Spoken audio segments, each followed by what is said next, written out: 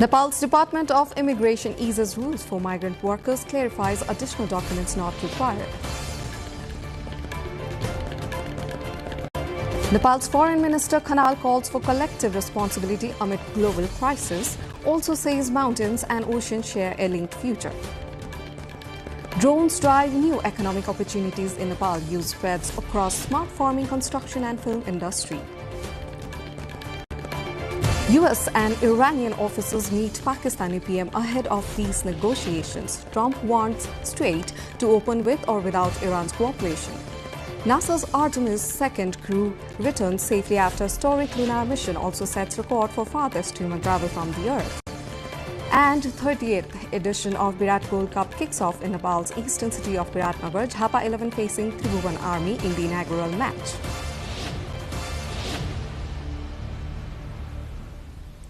Hello there, I'm Suviksha Rajak and this is NTV World Primetime News. We are coming to you live from Kathmandu at 1900 hours Nepal time. Elsewhere is 13:50 in London, 22:15 in Tokyo and just after midnight in Sydney. Now, the news in details. Nepal's Department of Immigration has clarified that individuals going for foreign employment are no longer required to present any additional documents, including payment receipts, other than the labour permit letter. The department issued this statement in response to a notice released by the Department of Foreign Employment on April 6, which had caused confusion among prospective foreign workers. The department had asked Nepali migrant workers to provide additional documents, including the air ticket to the destination country and its receipt, proof of service charge clearance from the respective recruitment agencies, if their visas were processed by such agencies, and other documents. The department also reminded that a provision is already in place allowing Nepali citizens travelling abroad on a visit visa to depart with a self-declaration as long as they possess a passport valid for at least 6 months, a confirmed air ticket to their destinations, and a valid entry visa for a respective country. Nepal's Foreign Minister Shishir Khanal has said that climate change, maritime security challenges, disruptions in supply chains and widening inequality are demanding not only cooperation but also collective responsibility. Addressing the 9th Indian Ocean Conference that kicked off from today in Port Louis of Mauritius, Minister Khanal said that ongoing conflicts in the Middle East have affected not only Nepal but the entire world. Khanal said that Nepal has already lost one citizen and that several others have been injured in the course of the conflict. Khanal said the impacts of the conflict have spread beyond regional boundaries, affecting fuel prices, supply chains and livelihoods, and stressed that stability in the Indian Ocean is closely linked to global peace. The minister further added that for Nepal, such stewardship begins with the simple truth: the future of the mountains and the ocean is intrinsically interconnected. The first session of Nepal's House of Representatives, elected by March 5 general elections, ended on Friday. The House of Representatives met 6 times in 6 days in the first session. A total of 10 hours and 15 minutes of parliamentary functions were performed on Friday. The last day of session, President Ramchandra Paudel addressed the joint meeting of both houses, the HOR and the National Assembly. The first session of the lower house also elected a speaker and a deputy speaker. Dol Prasad Aryal of the ruling Rashtriya Swatantra Party was elected the Speaker of the House of Representatives unanimously, while Ruby Kumari Thakur of Sham Sanskriti Party defeated RPP's candidate Saraswati Tamang to be elected the Deputy Speaker. The 26-year-old Thakur was supported by RSP as well as by Nepali Congress and Nepali Communist Party. Members to different thematic committees have also been nominated. It is said the meetings of the relevant committees after the selection of the committee chairs will take the necessary decisions on these matters.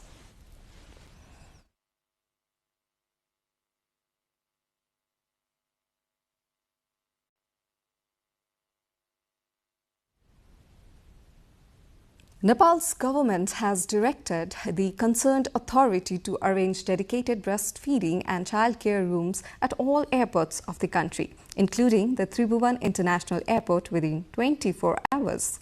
The Ministry of Culture, Tourism and Civil Aviation has directed for the operation and upgradation of breastfeeding and childcare rooms at airports, ensuring cleanliness, safety and privacy.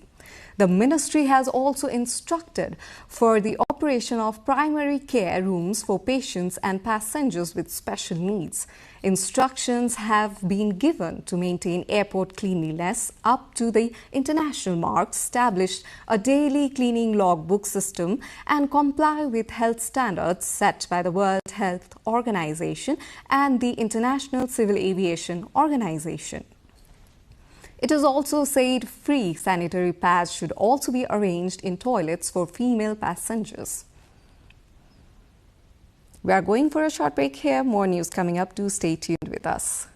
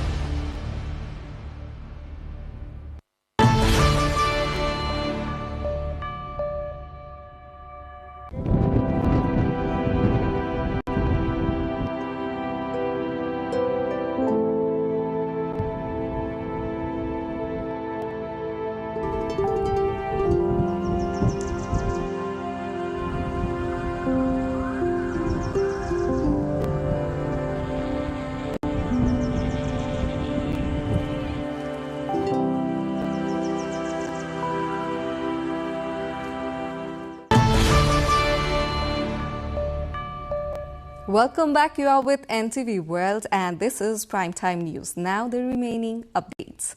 Once used only for hobbies and entertainment, drones have now become a means of making professional strides in Nepal. With a growing use of drones in agriculture, construction and disaster management, a new debate on the drone economy has begun in the country. How can this small flying device support Nepal's economy and employment? Our colleague Diksha Awasthi along with Kamala Aryal brings more.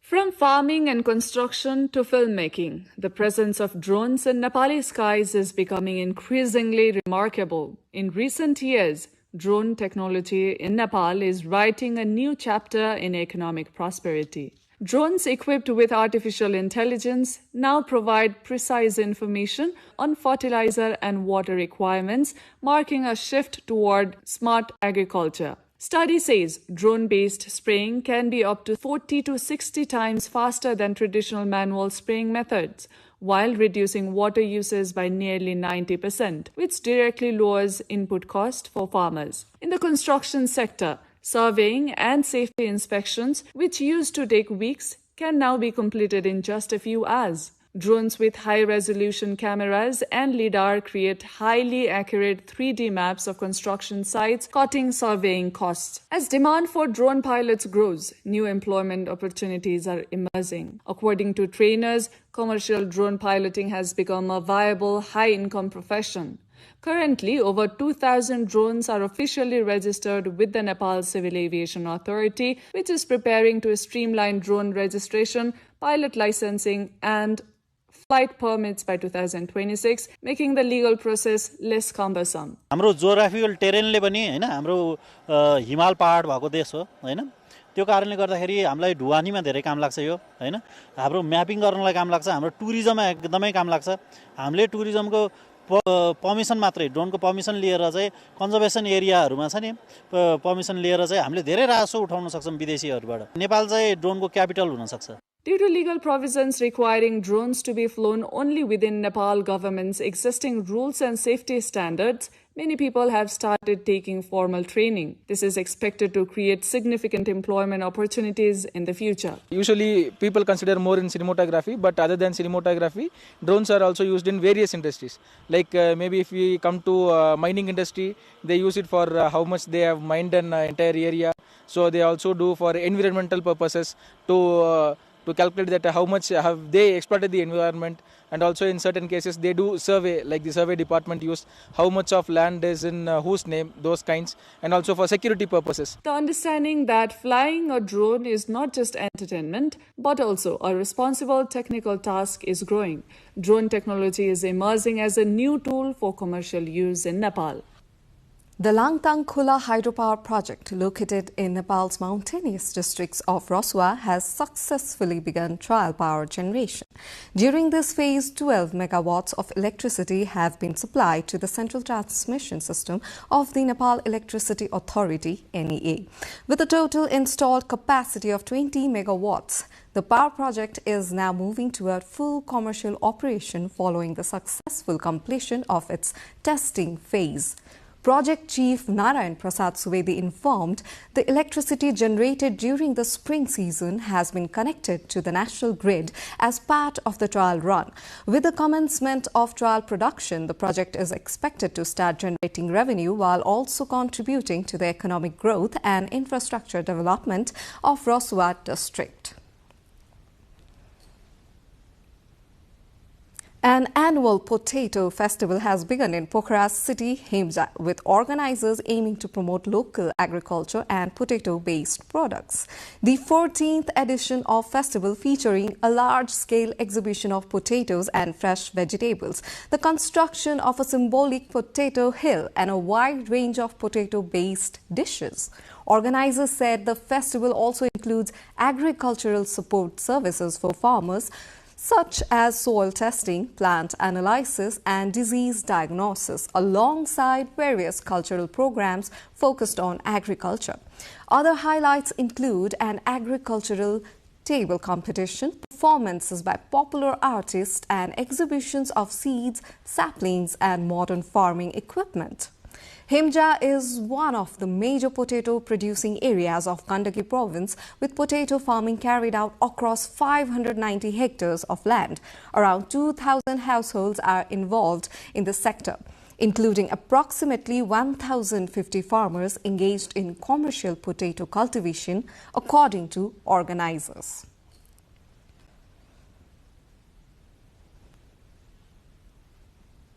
Tens of thousands of people gathered in Nepal's Bhaktapur to mark the first day of Biska Jatra, pulling a traditional pagoda-style wooden chariot as part of celebrations to welcome Nepali New Year. The 9-day festival, one of the most prominent cultural events in Kathmandu Valley, featured the ceremonial wedding processions of the Hindu deities Bhairav and Bhadrakali, who are revered as husband and wife. Crowds lined the streets as devotees and locals participated in pulling the chariot through the historic city. The major highlights of the festival include the raising of the ceremonial pole, known as the lingo, competitive tug-of-war events and large-scale chariot processions. Officials have deployed security personnel and made logistical arrangements to manage the influx of visitors and ensure the smooth conduct of the celebrations. Now in the other news, the traditional Sirwa festival of Nepal's Koch community, one marked by vibrant celebrations of water, mud and color symbolizing the arrival of spring, is steadily fading in eastern districts like Jhapa. Local elders in Gauriganj rural municipality say the cultural vitality of Koch and Rajbangshi settlements is declining as younger generations migrate to cities and abroad.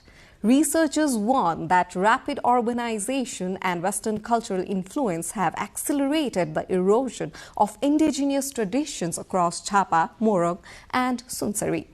Cultural activities include Rajbangshi language advocates stress that festivals like Sirwa are not merely celebrations but central to the community's identity and heritage. Despite some renewed awareness following constitutional recognition of cultural rights, experts urge stronger collaboration between government, communities and youth to preserve these endangered traditions.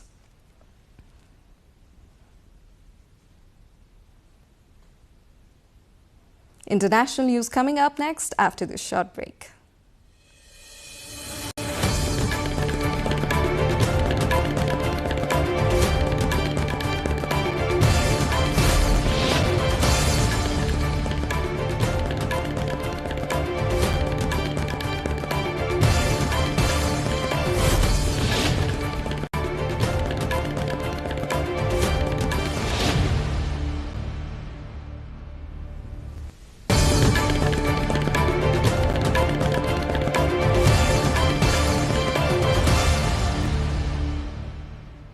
Welcome back. You're watching NTV World Primetime News, and this is time for international updates. Iranian officials have met the Pakistan's Prime Minister Shehbaz Sharif ahead of peace talks being held in Islamabad.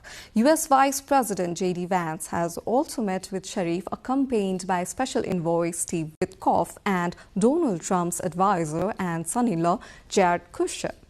Peace plans have been shared through the media, but no official points have been released. Even so, Iranian state TV warns talks could be cancelled if Tehran's conditions aren't met. Iran's delegation leader Mohammad Bagher Ghalibaf said his negotiators have good intentions but do not trust the US. Both sides still appear to be far apart on key issues, including the opening of the strategic Strait of Hormuz, and were quick to express their mutual suspicion. Meanwhile, ahead of a high-profile visit, Pakistani Prime Minister Shehbaz Sharif said that achieving lasting progress would require sustained efforts and difficult negotiations. Sharif warned that the next phase would be more challenging, stressing the need to secure a durable ceasefire and resolve complex issues through dialogue. मगर अब उससे भी ज़्यादा कठिन मरहला वो देर पा जंगबंदी का है, वो मुज़ाकरात के ज़रिए उलझे हुए मसाइल को हल करने का है, और ये मरहला जिसको अंग्रेज़ी में कहते हैं make or break. In the meantime, US President Donald Trump has vowed to have the Strait of Hormuz open with or without Iran's cooperation, and said his top priority in peace talks was to ensure Tehran can't have a nuclear weapon. Well, I wish him luck. He's got a big thing. We'll find out what's going on. They're militarily defeated, and now we're going to open up the Gulf with or without him. But that'll be open. We're going to be, or the Strait as they call it, and I think it's going to go pretty quickly. And if it doesn't, we'll be able to finish it off one way or the other. It's going well. Israel says it will not discuss a ceasefire with Hezbollah when it meets Lebanese officials for talks in Washington next week, as Israeli forces launch new deadly attacks on southern Lebanon. At least 10 people, including 3 emergency workers, were killed by Israeli attacks on Saturdays, Lebanon's Ministry of Public Health said, as state media reported raids on more than a dozen local locations in the south. This comes after Israeli and Lebanese ambassadors held a late-night discussions on Friday to finalize arrangements for a meeting due at the Department of State on Tuesday to discuss a pathway to peace. Lebanese lawmaker Hassan Fadlallah, who is affiliated with Hezbollah, said on Saturday that the group rejects direct negotiations between Lebanon and Israel.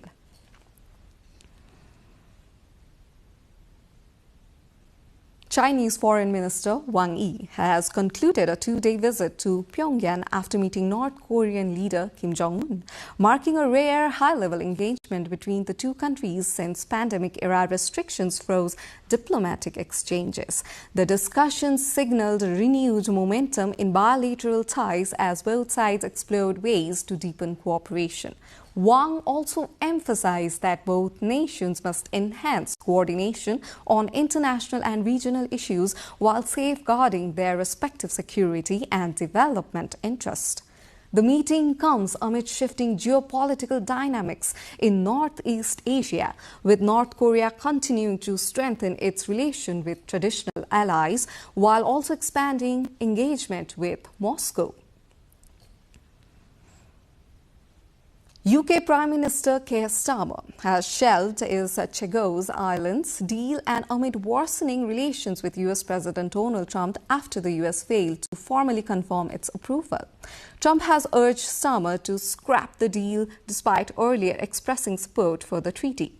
UK government officials have said they are not entirely abandoning the agreement, which would hand sovereignty of the British territory to Mauritius, but have run out of time to pass legislation before Parliament is prorogued in the coming weeks. However, a new Chagos bill is not expected to feature in the King's speech in mid-May. It is understood the UK has still not received a formal exchange of letters from the US, a legal necessity required for the treaty to be enacted. The Chagos Islands, officially known as the British Indian Ocean Territory, are located in the Indian Ocean, and Britain has controlled them since the early 19th century. We have more updates on the other side, but now it's time for a short break.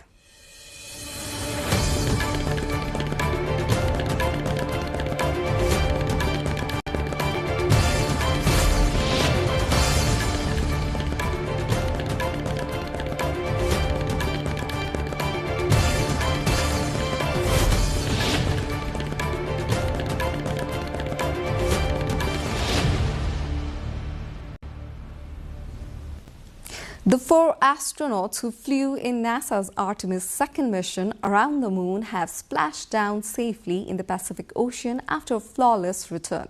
The crew are now safely aboard a waiting ship and recovering from a 9-day voyage that took them further from Earth than any humans in history. The Orion spacecraft was traveling at more than 24,000 miles per hour when it hit the Earth's uppermost atmosphere, and its heat shield was subjected to temperatures half as hot as found on the surface of the Sun. Their safe return clears the way for next stage of Artemis program, which aims to land humans on the lunar surface and eventually build a permanent base on the moon. NASA said they would be flown to Houston to be reunited with their families later today. Participants in Mexico's Citaro have prepared 6,800 kilograms of guacamole and in attempt to break the Guinness World Record for the largest amount of the traditional dish.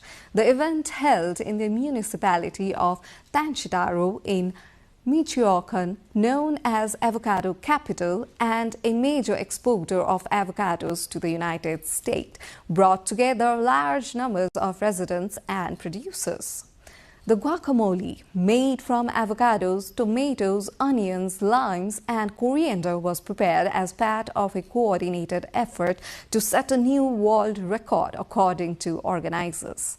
Officials said the attempt was designed to highlight the region's agricultural importance and avocado production capacity. The final measurement and verification will be carried out according to Guinness World Records guidelines before any record is confirmed. Members of the Christian Orthodox community in Gaza City marked Good Friday at the Church of St. Porphyrius on Friday, holding prayers and religious observances. Church cantor Ibrahim Jenshan addressing worshippers during parallels between the significance of Good Friday and the current situation in Gaza. The service took place amid ongoing hardships in the enclave, with worshippers gathering to observe one of the most solemn days in Christian calendar. Community leaders call for peace, relief, and end to the suffering affecting civilians in the territory.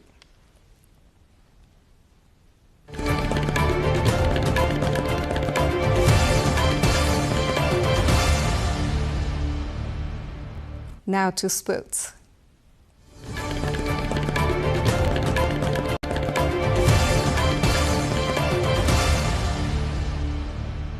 The 38th edition of the Virat Gold Club football tournament has kicked off from today in Nepal's eastern city of Viratnagar. The opening match is being played between local club Chhapa 11 and departmental team Tribhuvan Army Club at the Shahid Stadium in Viratnagar. The competition features Nepal's A division clubs Church Boys United and Mochindra Football Club, along with 3 departmental teams and India's All Jharkhand Birsa Munda Football Academy. The tournament will run until April 18th, with the winners set to receive a cash prize of 1.1 million rupees, approximately $8,300, and the runner-up 500,000 rupees, about approximately $3,800. Firefighters have brought a blaze under control after it damaged part of the roof of the Olympic Velodrome in Rio de Janeiro. Officials confirmed that no injuries were reported in the incident. The cycling track inside the venue remained unaffected, and nearby Olympic Museum, which houses memorabilia from the 2016 Games, was not damaged. The cause of the fire has not been disclosed, and authorities said further assessments are underway to determine the extent of the damage. Investigations have been launched to establish how the fire started.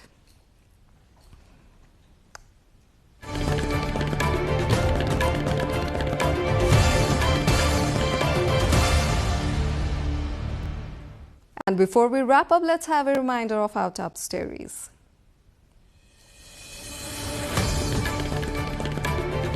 Nepal's Department of Immigration eases rules for migrant workers, clarifies additional documents not required.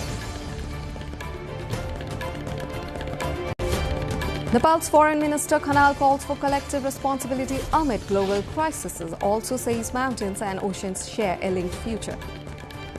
Drones drive new economic opportunities in Nepal, use spreads across smart farming, construction and film industry. US and Iranian officials meet Pakistani PM ahead of peace negotiations. Trump warns Strait to open with or without Iran's cooperation. NASA's Artemis 2 crew returns safely after historic lunar mission, also sets record for farthest human travel from the Earth. And 38th edition of Virat Gold Club kicks off in Nepal's eastern city of Viratnagar, Chhapa 11 facing Tribhuvan Army in the inaugural match.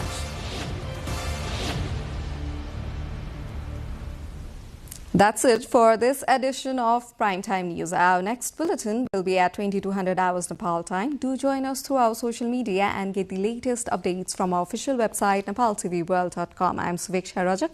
Thank you for staying with us. Have a wonderful evening ahead.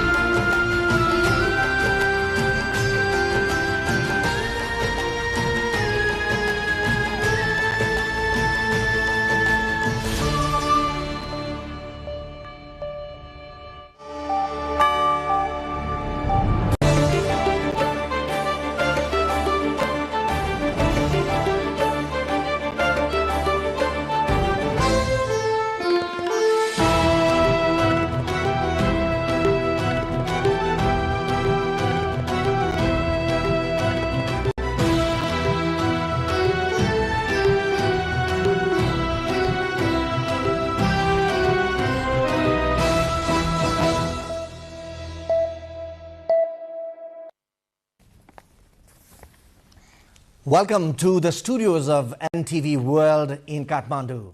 Public Service Broadcasting, PSB Nepal's new initiative to make Nepal more visible and audible to the global audience. Welcome on board.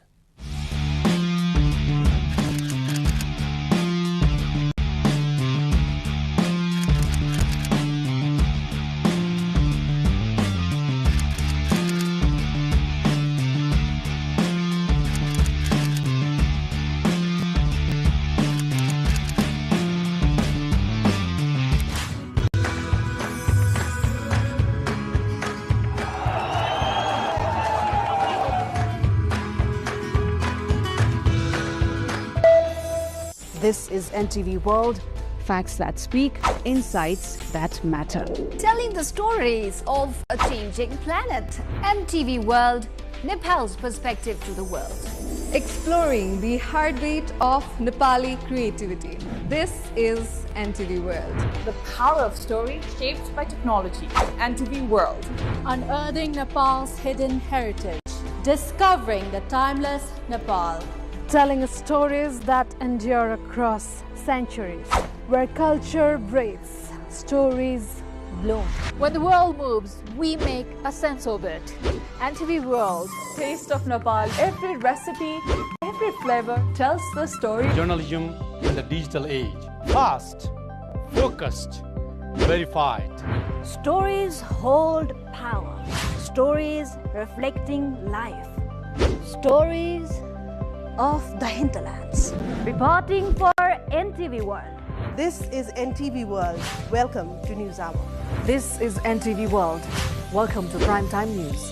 One story at a time. Crossing borders, connecting voices, where Nepal meets the world in dialogue. This is NTV World, Nepal's perspective to the world. Voices that connect Nepal to the world, bringing perspective, region and relevance to every story. NTV World, Nepal's perspective to the world. Stand by. Mic is on. 3, 2, 1, cue. We are NTV World.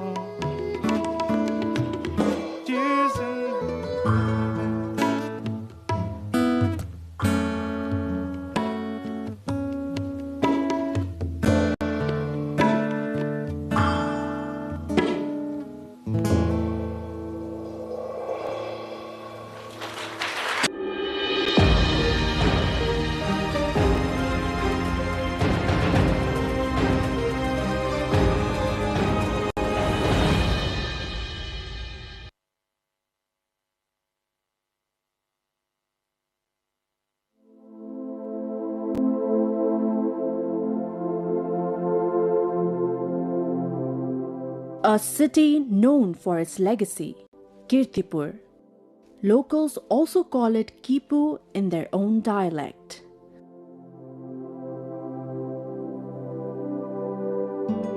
It is the largest ancient settlement after Kathmandu, Lalitpur and Bhaktapur.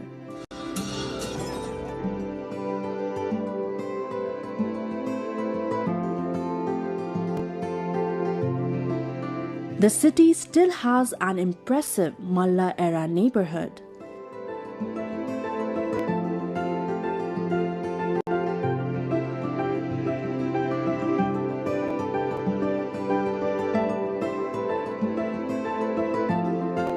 It is also home to Taudaha, the largest lake in the Kathmandu Valley.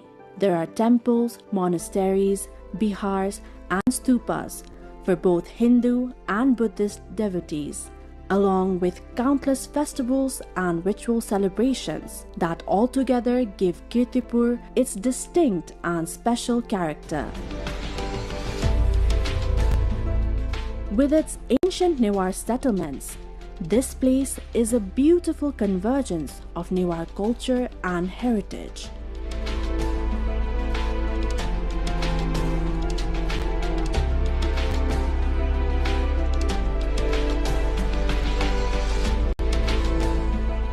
The 2nd century settlements here, the temples and the stupas, along with the legends and the faiths surrounding them, are fascinating. Situated beside the Kathmandu Valley, which once was a natural lake itself, Kirtipur developed as a flourishing hub of early settlement and culture.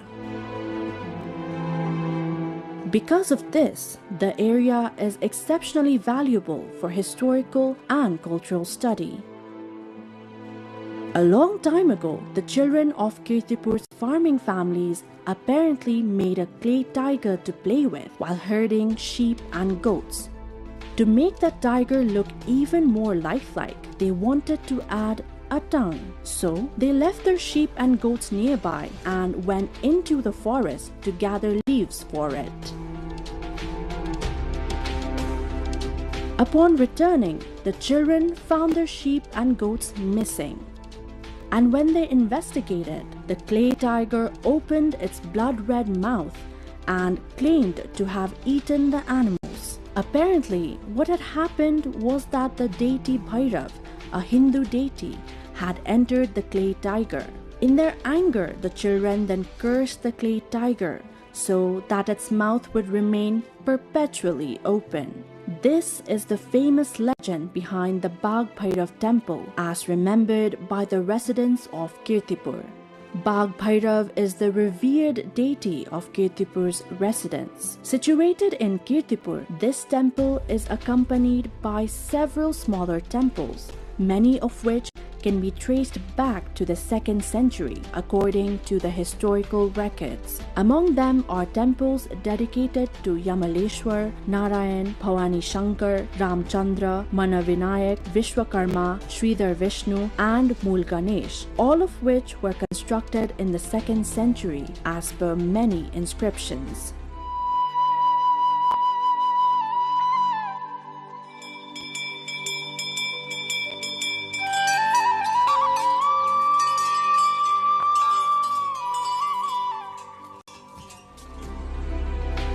The historical records mention that the Bagh Bhairav temple, originally made by Shivadev, was again renovated in the 16th century by Jagatpal Varma into a 3-tiered pagoda style. This makes the temple a central attraction of Kirtipur.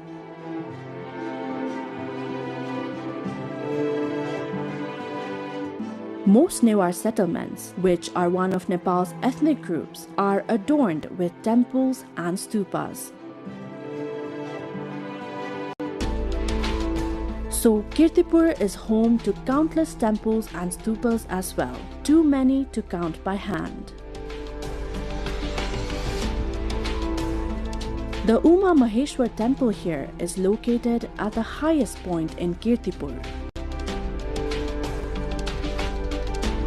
From here, one can take in panoramic views of the entire Kathmandu Valley. Swayambhu, an ancient Buddhist stupa, is clearly visible from this vantage point. It is said that the temple's elevation is roughly the same as that of Swayambhu's. On clear days, the world's highest peak, Mount Everest, can also be seen from here. Uma Maheshwar, representing the Hindu deities of Shiva and Parvati in another form, is considered a symbol of family happiness and love. The temple's tiered roofs, its design, the surrounding houses, and the views are not only beautiful but also reflect its historical significance. It is an excellent place to explore and spend an entire day.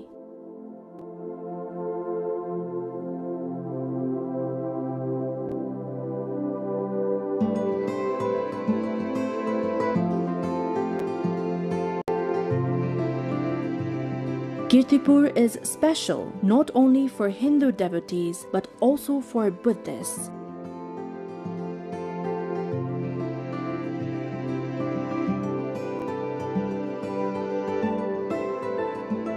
Its stupas and vihars are ideal for the study, research, and promotion of Buddhism.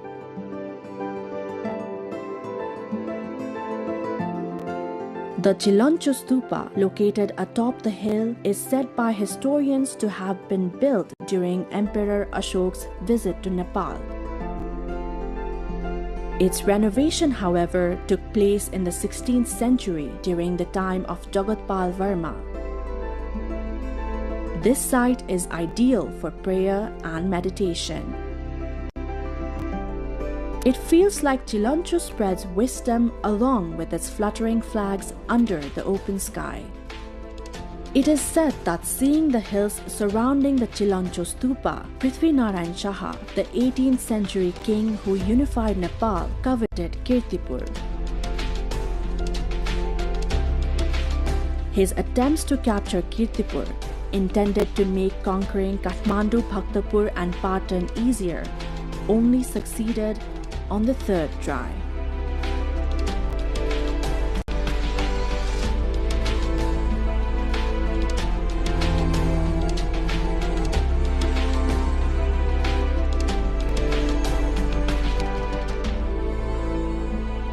Facing south is Ratnasambhav, mounted on a horse and showing the Varad Mudra, which is a gesture of generosity and granting boons.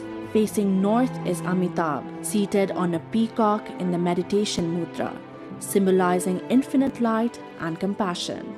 Facing west is Amogha, seated on a Garud with the Nag hood in Abhay mudra, a gesture of fearlessness and protection. At the center sits Vairochan, mounted on a lion and invisible, imparting profound knowledge of Buddhism.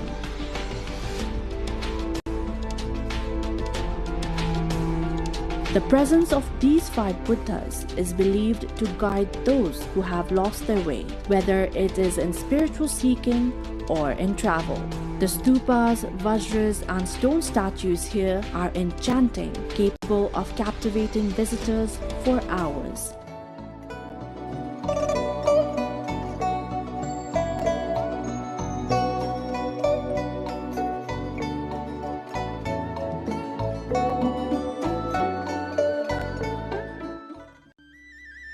In Panga of Kirtipur, there is a cremation site. The deceased of the Panga community are cremated here, but this place is different from others. According to local tradition, one cannot stay behind after setting the body on fire. Normally, in other places in Hindu tradition, after the cremation, the ashes are collected after a process that can take up to hours. Here, however, bodies are covered with 9 pieces of wood for adults and 7 for children, along with water-soaked straw. Then the fire is lit before it is time to leave the site. This tradition is only for the people of Panga. Next to the burial ground stands the Vishnu Devi temple, one of the several Shakti Peeth or sacred power sites of the people of Kirtipur. This stupa houses the Pancha Buddha, the depiction of 5 knowledge of Buddha. Facing east is Akshobhya, mounted on an elephant and with earth-touching gestures. The area is peaceful and known for its spiritual atmosphere. Kirtipur is not only famous for its monasteries and chaityas, it is also rich in history and culture. This place is known for its year-round festivals, rituals, and vibrant cultural way of life. Among the important festivals are the Satgaunle Jatra, Gai Jatra, Bagh Bhairav Jatra, and Indrayani Jatra.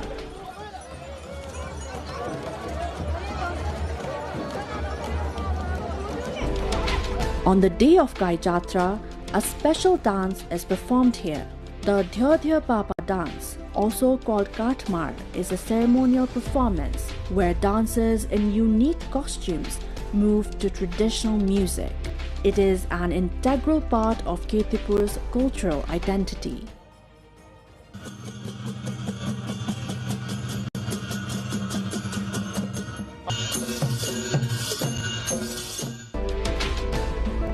Here, visitors can also find various hotels, homestays, and Newari restaurants.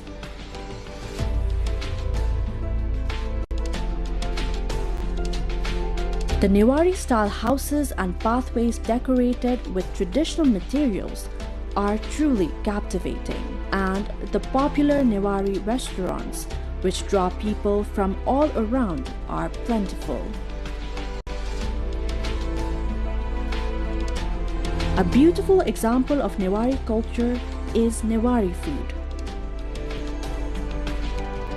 which include famous dishes like bara, yomari, and samay bhaji. And visitors relish these dishes with great enjoyment.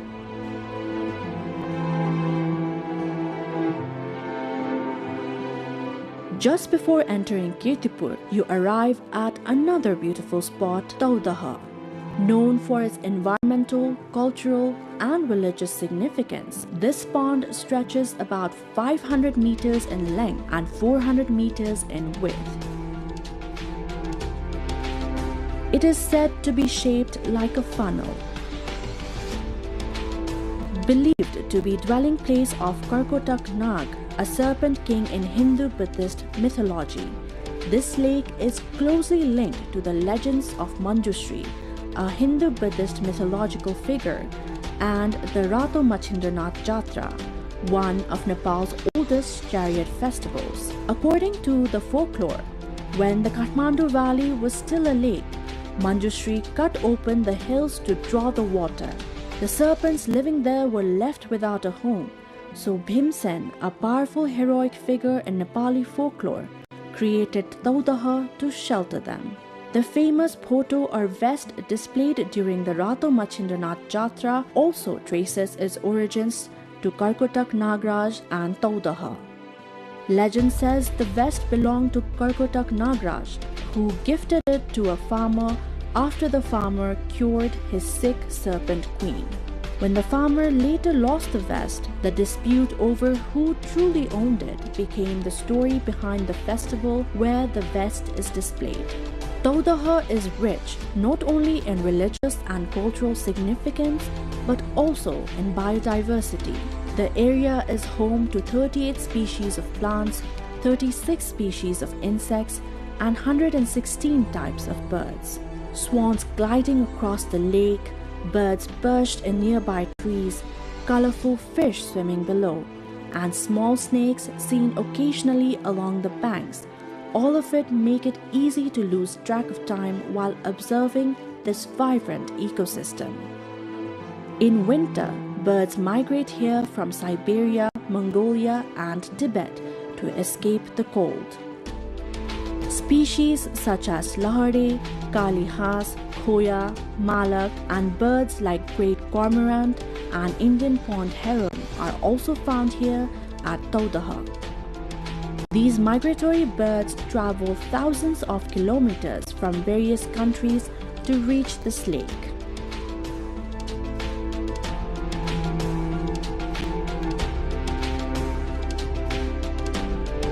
As a wetland area, Taudaha hosts water, land, vegetation, aquatic animals, amphibians, and other wildlife all in one place.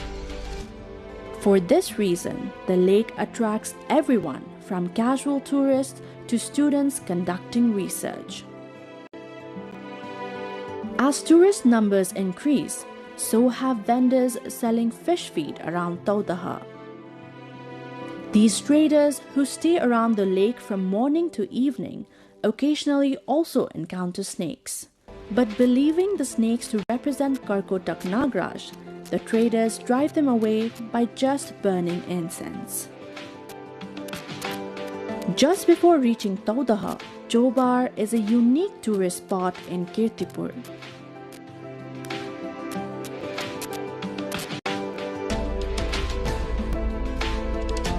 Manjushri Park here is one of the popular picnic destinations. The cave, Chobar Gorge, Suspension Bridge, Jalvinayak Temple, and Adinath Lokeshwar Temple are all must-visit sites.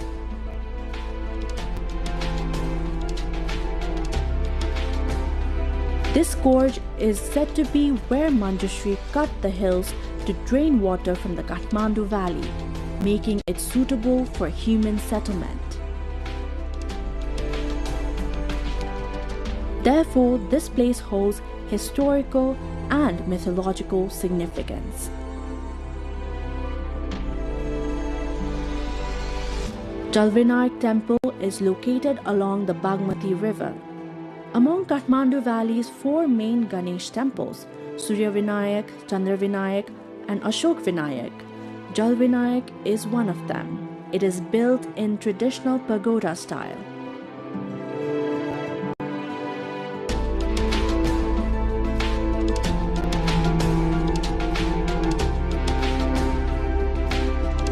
Toran or archways, doodle or roof struts, and gajur or pinnacles enhance its architectural beauty. So this temple is significant both for religious faith and for historical and architectural value.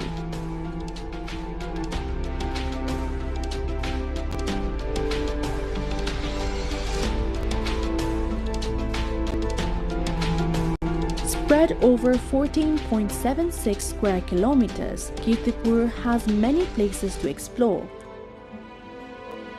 which cannot be fully visited in a single day.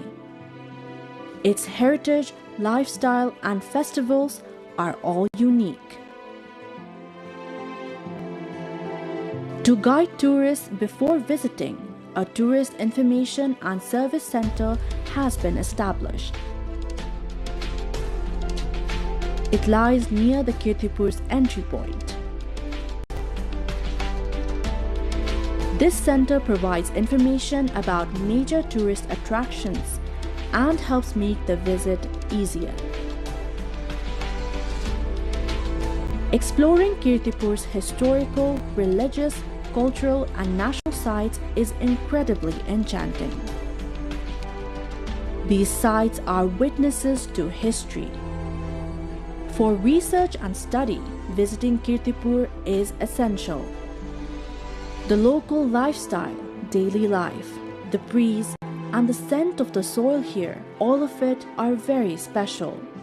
In modern times, as ancient civilizations threaten to vanish, Kirtipur strives to maintain its ancient identity. Its monasteries, temples, chaityas, ponds, markets, and even the language reflect this heritage. Kirtipur is not just a tourist destination. It offers experiences of meditation and knowledge, and of peace and beauty. Its stories and hospitality attract everyone. To witness and feel the unique confluence of history, culture, and nature, visiting Kirtipur is a must, not just once, but again and again.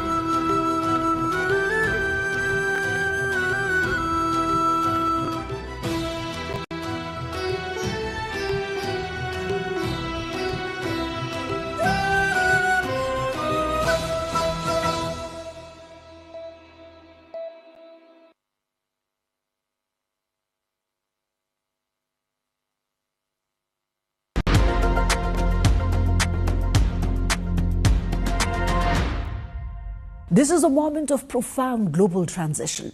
Power is shifting, alliances are being tested, and long-standing assumptions about order and stability are being questioned. From the Indo-Pacific to the expanding BRICS bloc, the world is no longer debating whether change is coming, but how it will unfold and who will shape it.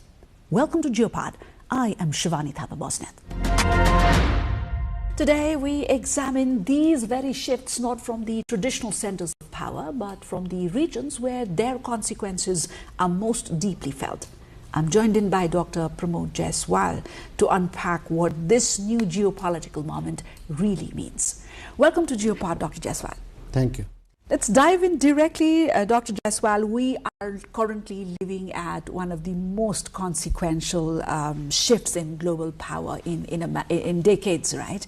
It's a moment where old rules are being tested and new ones are still very, very unclear. So the Indo-Pacific is being advanced as a strategy to protect this stability and rules. At the same time, there is BRICS, which is expanding rapidly, presenting itself as an alternative voice for countries that feel excluded from that order. Now, let me begin with this. Is this moment a genuine correction in global power, or the start of a more fragmented and unstable world shaped by rival blocs? I think I'd look at it as a time for transition. The multipolar world is in the process of formation. We have been living on a unipolar world where US was the dominant power for almost 50, 60 years or even 70 years. And unlike in the past, like when there was World War II, then there was US emergence. So US did not have to struggle with the other power, existing power, to emerge as a power. Unlike in the past, at the moment it's very complex, lots of uncertainties and also lots of complications because US still claims to be one of the dominant power, but different powers are emerging. China is trying to emerge as a global power, while India is trying to emerge as a regional power. Russia has awakened. Europe, which is also trying to reclaim the space. So we are in the process of transition. That's why China is coming to BRICS. China, Russia, India are coming to BRICS to create alternative poles. But we should also not sideline that after Russia-Ukraine war, again Europe is reviving, Russia is emerging. So we are in the process of transition. I don't think that we have already achieved a multipolar world. One can also question that, will we really achieve a multipolar world? That can also be questioned. But let me put you in the perspective that there are few incidents that have really brought decline of US. I think there are three volcanoes in the US history. The first was 9/11. Before 9/11, Americans used to live in a paradise where they used to think that we are unchallenged, no one can touch us, Russia or China or even Russia-China combined cannot affect us. On the one side we have Pacific, other we have Atlantic, so there are only fishes, we don't have complicated neighbors who can really challenge them. So they were in a paradise. But one fine morning, which was not so fine for the American, person, bearded, attacked US, unlike never in the history we have seen such incident. And that was the greatest shock for Americans. First, why did a person whom we don't even know attack us? Where is this Afghanistan on the globe? What harm we have done to them? This is a really serious question, because they were only looking at North Korea, Iran, Russia, China as a competitor who can really challenge them. But even they did not have the capacity to even harm American bases or American army. But it happened, and that was the biggest shock. So it was like on the psyche of American, that was one end of American era. Second, for that war on terror that happened on 9/11, Americans fought for 20 years with the best military, which they claim, with the best technology, with all the resources available, and at the same time the whole world was with Americans. There was not a single force against US, like during Vietnam War there was Russia, Korean War there was a Russia factor, but on war of terror there was not a single country who could really stood against US at that time. And they were fighting against terrorist groups who were not even recognized on their own country. So whole world was supporting in terms of arms, in terms of intelligence, resources, but after 20 years US had to exit. That was the second attack on the US psyche, that we have the best military with the best intelligence, best technology, best trend and everything, best alliances. Third was And in the whole process, when they were fighting in Afghanistan, China just had 2 warships, and very short time, China expanded in such a way that China got highest number of warships of all the warships of the world combined. When China had 2, US had 150 plus warships. So in 7-8 years, there was a massive rise of China militarily. So militarily also there was a setback on US. The last was dollar, which is still US claims to be the richest country in the world with the dollar as a dominant, and that is where China and other countries are hitting on. BRICS currency or BRICS framework, all these are challenged on the last, you can say, hope that US still have to claim as the largest power, as the major power.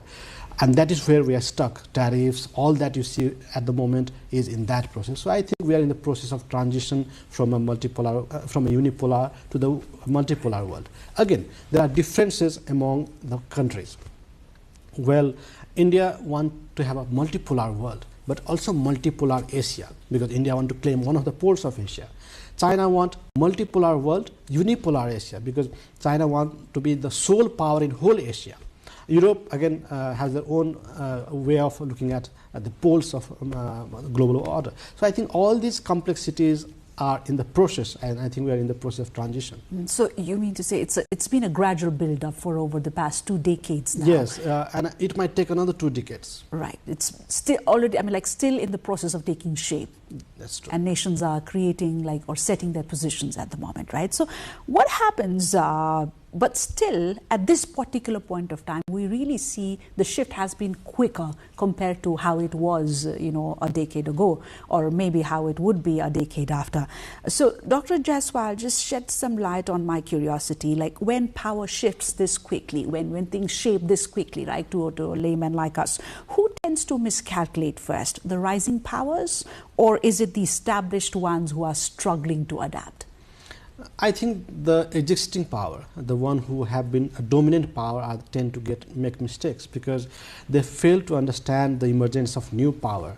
The confidence that exists in the emerging power is the one that forced them to make mistakes. On the contrary, the emerging power sometimes lacks confidence. I'll give you one example in the case of China. On many issues, China is emerging, they are dominant, but sometimes they are not so confident. That's why I've seen in the past that when they have to negotiate with US, when they have to talk with US, they try to drag Russia on the global table because they're not so confident. So they want other power to sit with them so that when they communicate, Russia can take care of some aspect of that. So that's lack of confidence makes them not to make mistakes. Now, is today's disorder, Dr. Jaiswal, the result of Western decline or Western rigidity? It's both, but I think more of a Western decline. There's a decline of West, where the West has not really acknowledged, and that is what comes to rigidity. Look at the technological advancement. Apart from US, Europe has not spent more on research and development in recent times. There's a decline in population, decline in market, and even the geopolitics has shifted to other parts that has forced them to be in a stale mode. You have seen Europe is no longer Europe is no longer attracted as a market, as an investment or a research centers. US has still maintained that. So I think it's more of a decline of of the West. But second would be rigidity, that when all these things are happening, Europe has not been able to come forward and deal with those. I mean, look at the immigration control systems, or even US. At the time where US economy is not doing good, where they have to invest more on resources, on research and development, they are trying to bring certain issues that really will put best mind out of US. So I think same we have seen in Europe. The decline of Europe was that they could not attract the great minds of the world. At one point of time, Europe was the center of all those. So I think it is more of a rigidity in recent times. But overall, there is a decline of the West. That is the major reason behind it. Mm-hmm. Historically, if you just take a quick pan, when powers transitions mature, Dr. Jaiswal, do they stabilize or do they actually grow more dangerous? I think there are chances of both. If there is gradual increase where the countries understands their capabilities and limitations, it's gradual, and that is very peaceful, and that is not so dangerous. But if there is quick and there are not enough inputs, not proper understanding, proper calculation, that can lead to dangerous world. Even in China, I mean, if China today believes that they have been too powerful, that can really challenge US, they can lead to disaster, because the gap between US and China is still vast. You know, they have minimized the gap, but they still have a lot to work to be in par of US. So that is very important. If you, I mean, China has emerged as a power in technology and military, but they should understand that there is a gap. You know, if you fail to calculate that, then you can go to disaster. But if you realize that, built on that you have achieved, and if you go further, then in a peaceful way you can have a transition and you can lead the world. So that is, I think it's both. Interesting. But still, despite all that, we feel a sense of urgency right now, impatience even. Right. So what is driving that, that urgency or impatience among the emerging powers? I think there are multiple factors. One is the that you have rightly pointed out, the fast-changing global order. When things are changing very fast, it's very difficult for a country to analyze well and come to the conclusion. Second is basically in Asia, there is huge pressure by the youth that is putting huge pressure on the government to deliver quick. So that is also pressurizing government to take some harsh step, quicker results, and that can also lead to miscalculations. So I think there are several factors. Fast-changing world, the pressure from the youth, and other factor, resource crunch at the moment. You know, when there is huge pressure, you need resources, you need energy, and it's scarce day by day. New demands for AI, critical energy are coming up. So all those are putting pressure on every country to work on this field. Is multipolarity inherent safer or simply more volatile? I think multipolar is a safer situation because there is no one who can really challenge the pole. Like US was very powerful, and there was some kind of instability in certain part of the world. Those who aligned with US were in a very comfortable position, but those who differ were not in good position. So that was a kind of world which was clearly divided. But if that multipolar world, I think it will be easier for them to work together. Again, it can be sometimes slow, it might look very chaotic, but it will not be, because at least the major disaster will not be there, because one pole will balance the other, and one pole will not be so powerful that they can really challenge the world. US enjoys that situation. So I think a world where US is a power, where China is one, where Russia and Europe are, I think it will be a beautiful world where you can have different options for different countries to engage and move forward. From this global picture, let's narrow down to the consequential areas where the struggle is really showing its consequences. Let's talk about the Indo-Pacific, Dr. Jaiswal, which is often described as inclusive, rules-based, and an approach to stabilizing, you know, the shifts that are happening. But perceptions do not always match with intentions, and you know, most often we have to read between the lines or read the sentence. In between the sentences. Now, is the Indo-Pacific fundamentally a security strategy, or do you think it is a political message? I'm a realist, so for me it's a strategic, because the emergence of Indo-Pacific has roots that goes to China. As I said, when US was involved in Afghanistan, where they had to exit later, and China was the factor, they realized that China has emerged as a power that can really challenge US in future. And that is the major factor. Today, Chinese are very proud to claim that they have a world's best modern navy, and that is where the threat comes from. And the complicated part of China, South China Sea, is very complicated. Again, Indo-Pacific is huge resources. So all those has brought the geopolitics from west to the Indo-Pacific. That's why the center of geopolitics now is Indo-Pacific region, or you can say Asia. Strategy, or do you see as a political so message? I think it's more of a strategy, because the emergence of Indo-Pacific was to challenge China. But as you said, in terms of perception, and the way we see is more like a very benign, you know, free and fair Indo-Pacific, you know, rule of law and all. Obviously, every strategy needs moral aspirations. So that's why there is a moral aspiration, but I think it's more of a strategy, though openly we don't talk about it. Mm-hmm. And does it genuinely include the global south, or just divide it from the outside? Actually, it's more of a strategy, so it includes the interest of the one who have proponented. But obviously, at the moment where Global South is very important, if any strategy that do not take along the Global South, it might not last long. So the origin is not Global South, but Global South can be a beneficiary of that initiative, because Global South has resources, they have population, they have market, and if they come together, they are a very strong bloc. So any initiative in this world cannot be successful without taking Global South along. Publicly, many countries endorse it, but privately the pictures look different. I think that's been a language of diplomacy. How do Asian states? How do you think the Asian states, interpret this strategy behind closed doors versus in public forums? In public, everyone says that it's open, free and fair, and we should be part of that. Every country should engage on Indo-Pacific affairs or Indo-Pacific strategy of the US. But in Asia, there are certain differences. Those countries like Vietnam, Philippines, or you can say Malaysia, who has some problem with China, basically on the maritime border issues, they really want to benefit from those initiatives aligning with the US. They also think it is an opportunity to challenge China, negotiate with China, showing that as a tool. So there are differences. Certain countries, they don't want to be in the side of either China or Indo-Pacific, and they try to see a neutral. They want to benefit from both. So they say, don't let us choose sides. We don't want to choose sides. So there are different variations. Some fully align on others, like Vietnam might negotiate with China.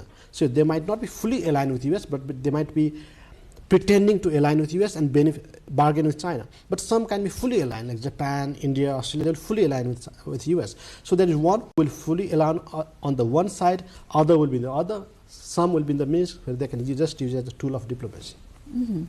Well, if this framework is about stability, Dr. Jaiswal, why does it increasingly resemble, preparation of confrontation? I think answer is in the first question, that when there are new initiatives, when two powers come together, when there is competition, that lead to some kind of chaos, confrontation, and that is normal. When there are two plates collide, there are some disturbance. So I think it's very normal.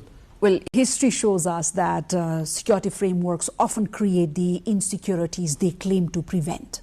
At the same time, another grouping is gaining momentum, louder, broader, and more assertive.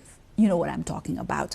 Why is BRICS expanding now, Dr. Jaiswal, and why do you think, what urgency is it responding to? Actually, every initiative, the instrument, or you can say institutions that exist in this world are basically created by the dominant group, or you can say the powers.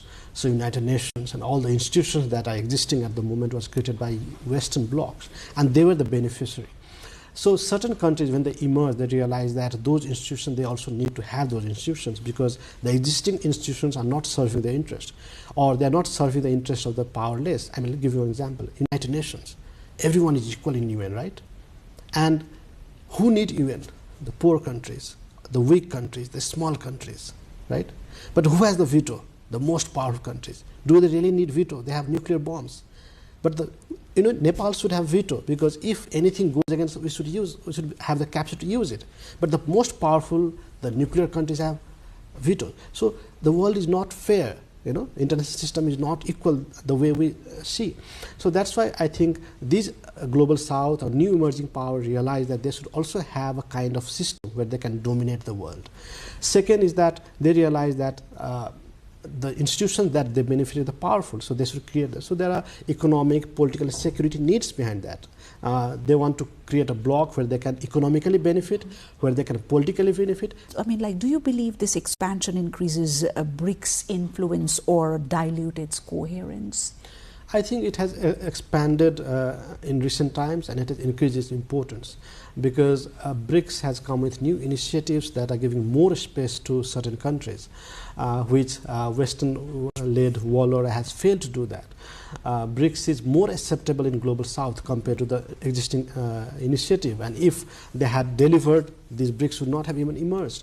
So now China and other countries want to dominate the world through their currency, have their own economic system, and go on a global table and bargain for themselves. So there are new opportunities, and I think they will bring them together in days to come. Dr. Jaiswal, because size can certainly project strength, as you've been saying, but it can also expose contradiction, right? Is BRICS building of a genuine alternative system, or is it primarily signaling just, the resistance to the existing ones? It's too early to predict, because the way it has progressed, one can hope for that it can emerge as an alternative. But again, the Western world order might also reform themselves, and they might create a space for which is more inclusive for Global South. So it's too challenging to state, but the way they have moved forward, I think they are emerging and moving in that direction. Mm-hmm. Much of this competition is being fought rhetorically over the Global South, but not always shaped by it. Are Global South countries actively shaping this order, or just being pulled into it? No, they do. They are shaping global order. Look at Indonesia, look at Brazil, Latin America, and all those Africa. They're emerging as a power. Because these countries, the resources are still not utilized. They have huge population, they have market, and new minds are coming in these countries. And there is also a need for, it's easy for them to come together compared to the historical past. I mean, Africa would be more comfortable engaging with Asian powers than with Europe and the West because of their past. China would be more comfortable engaged with Asian powers. India would not like to leave the space that exists in Latin America, Africa, and Southeast Asia. So I think there is an opportunity for Global South to come together. Second, the world has become more open in recent times, where people's pressure, the pressure from the individuals are very high, which will force them to take decisions in their favor. So I think in the past, the power, they should engage with the states and they were able to rule. But now the role of people is very important. So I think it's people-driven initiatives will be more powerful in days to come. Mm-hmm.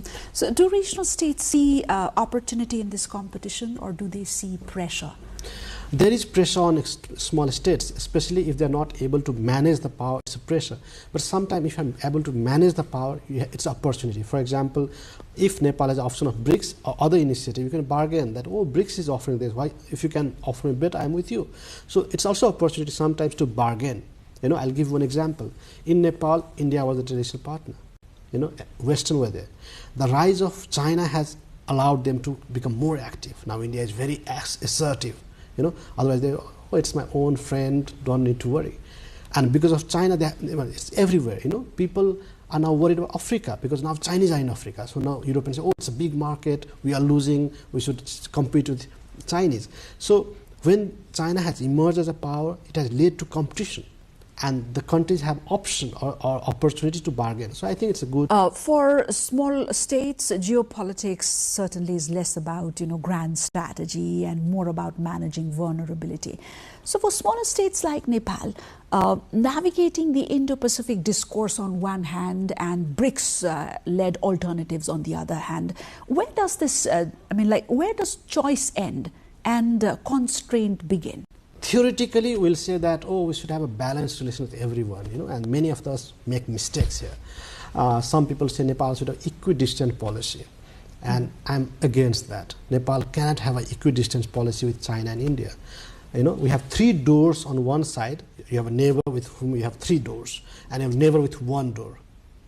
You will have better relation with neighbor with 3 doors because there are more opportunities. If you have to run under crisis, you'll run through 3 doors, not the other door. Again, on the northern side, we have high Himalayas, world's highest mountains. And we have not able to overcome that. We don't have railway and all those that can really pass through Tibet plateaus and lead us to Beijing. So I think that is one. Second is that we also claim that, oh, we should have balanced relations with all the neighbors, like China is opportunity. Yes, we have. But the global system is very complicated, and the world's international system is very harsh. There are no one give you free lunches. So in that situation, I have come with an Indo-Pacific outlook for Nepal. One can say that, oh, we should not ignore China. That's right. But look at our political relations. We had ties with British in 1816.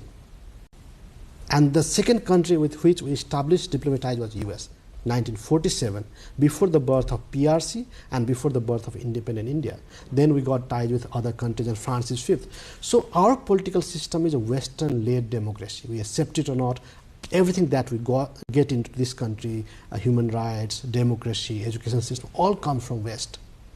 and that we can't change immediately. Second is that we have open border with India, and when we have open border means you have huge influence. So I see Nepal as a maritime country, virtual maritime, because it might be difficult to enter to this studio because of the gate pass system and all. But without that hassle, I can go to Kanyakumari, I can go to any Indian Ocean, I can drive my car from here and go to any of the coastal cities of India. That means we are virtually open through Indian Ocean. So Nepal is a maritime country, and when these initiatives like Indo-Pacific are there, I think there's immense opportunity for Nepal. Third, in security, we are highly reliant on different powers, not China. Our security comes from India, support and training and all influence, US and Britain and many others. So politically, strategically, we are highly inclined to the Western world. Yes, China is an opportunity economically, but how big opportunity we can get is very challenging. I mean, we do not border with Shanghai, Qingdao and all. Suzhou and all are very far. Macau, Hong Kong are very far from us. We border with the poorest part of China, which is Tibet. Again, the poorest part of Tibet, not Lhasa. So there's a big insulator between Nepal and China. So economically also, I don't think we have a huge opportunity that comes from China. Otherwise, why should we have 80% trade with India? So what happens? Theoretically, it's good. Oh, balanced relations, let's balance India and China, but we can't.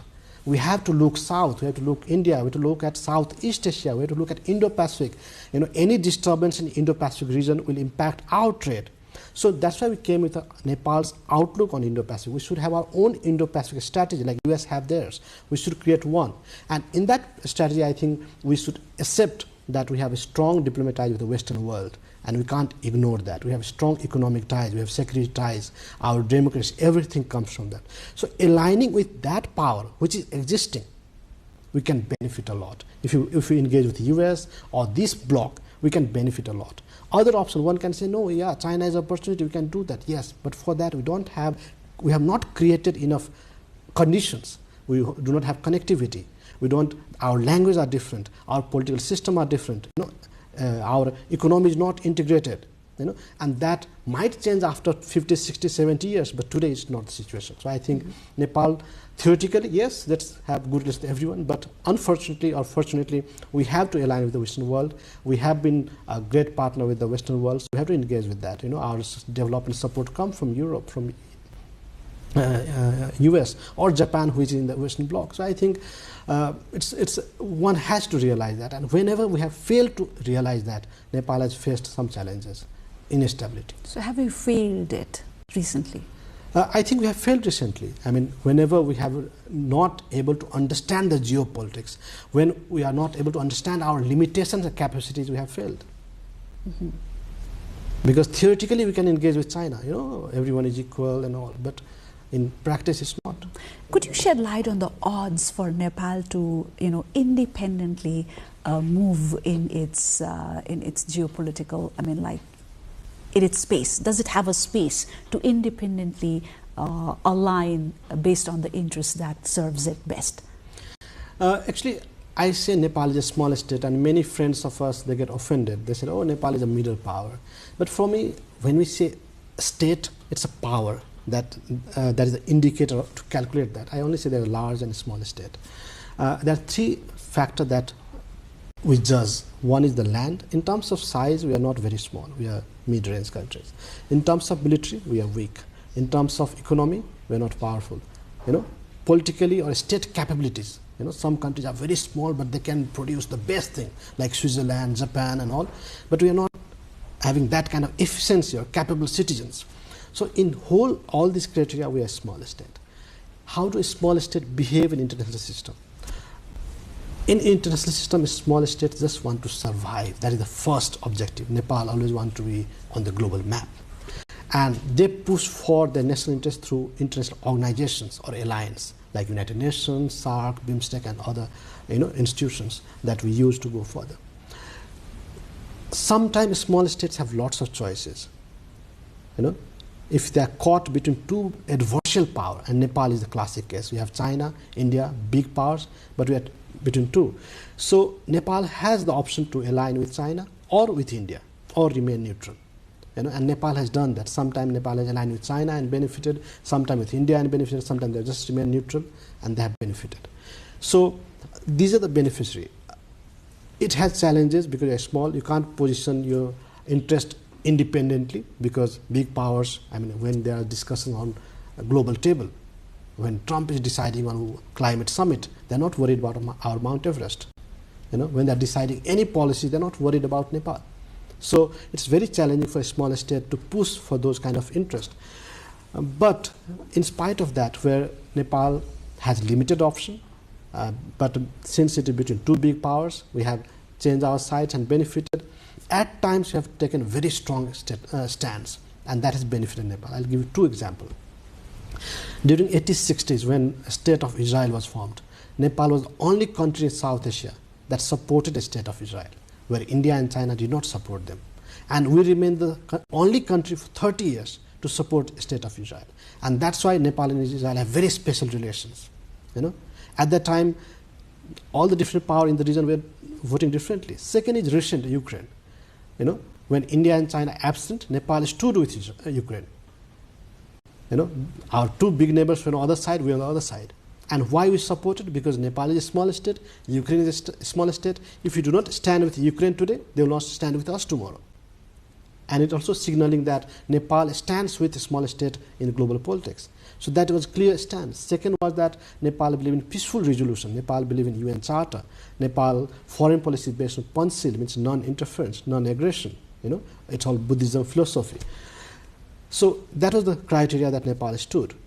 Even recently, when the US has changed its stand on 25th February 2025, US voted on the other side. Nepal still voted for the Ukraine. So in spite of when US voted on the other side, or India, China, we have taken a firm stand. So many times Nepal have taken a very firm stand. Many times we have taken right decisions. Many times we have changed our alliances a benefit. And one classic example, and I'll end there, is Mahendra Highway.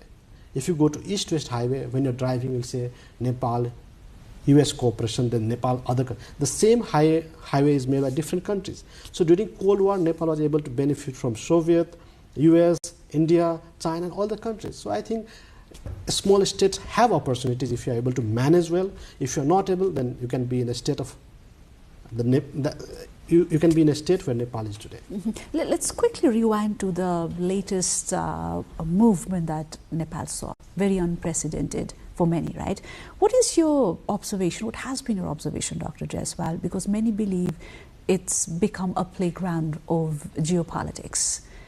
Was it a playground of geopolitics, or was it just a house in disorder? Are you talking about Gen Z? Yes. For me, it's internal issues, because I'm not a Gen Z. And before the incident, or you can say before the movement, I was not aware who are the leaders. I was not even aware who has organized it. But on Facebook, I saw that. And before that, social media was banned. And I was the one who was most affected, because I communicate with my office through social media. I run a think tank and I communicate with people around the world through social media. I do not have even your number, but we communicate through social media. So our way of communication was social media. I don't have many people's number around the world. So when that ban was there, it was not a ban on social media. It was a ban on my organization, my livelihood, my research, my way of thinking. I can't think when there is no phone. I mean, when I do not have cell phone in my hand, I think half. That is how I am there. Imagine the situation of Gen Z. They are born with cell phones in their hand. If you ask them 2 into 2, they will not be able to say. They will say, let me check. What is the capital of Nepal? They will check. How to go to New Road? They will check on Google Map. So that is the reliance. So that was not being able to understand by the old generation. I still call many people, sir, I've sent you the WhatsApp message to join an event. They say, oh, can you please call me? So they are from that generation. They want you to call for an invitation, but I feel disturbed when someone calls me. I want them through email or WhatsApp, and I respond. So there is a differentiation. So when that ban was there, that was the first frustration came from there. But why there was a ban? Because of the videos that emerged, which was on corruption. lack of governance. And that frustration was there. Not today, it has accumulated since, since democracy, in different form. So I think it's a genuine movement. People were really frustrated. Even today, you go to different places, they are very frustrated. Look at the abuses they bring for the leaders, the hatred for political parties. These are very genuine, and that has brought people on the street. As I told you, I don't know any leader, but I said, yes, let's go. I was planning to go there, but everything happened before that. So there is strong anger among the people, very, very strong. Maybe we who do not interact with common people, or who are in Kathmandu might have a small anger. People who are in villages who have to struggle for every basic need, they have a major anger.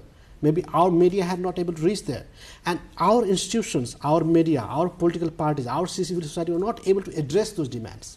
So you say it's a vent more of internal disorder rather than a geopolitical play. Of course. Right, okay. So let's get back to the global picture, Dr. Jaiswal, because every transition produces winners, right? And also losers, and sometimes unintended victims as well. This is around which we are having this discussion. So what, again, back to my question, what is the biggest miscalculation at this point of time that the major powers are making right now? I think at the moment still, like a major power making one major miscalculation, and that is that in every initiative they are not able to give importance to economy. We are in a world where economy should be driving force, but still security drives them. With the emergence of Xi Jinping in China, or different powers, they are giving highest importance to securitization. They fail to understand that without economic delivery you can't have security. That is the same thing that US should have learned from 9/11. Afghanistan was not harmed by US, but the poverty in Afghanistan was the major reason that attacked US. Not the single policy of US was that they could have hurt Afghanistan, but poverty itself is the biggest challenge. And I think every initiative should give highest importance to economic aspect.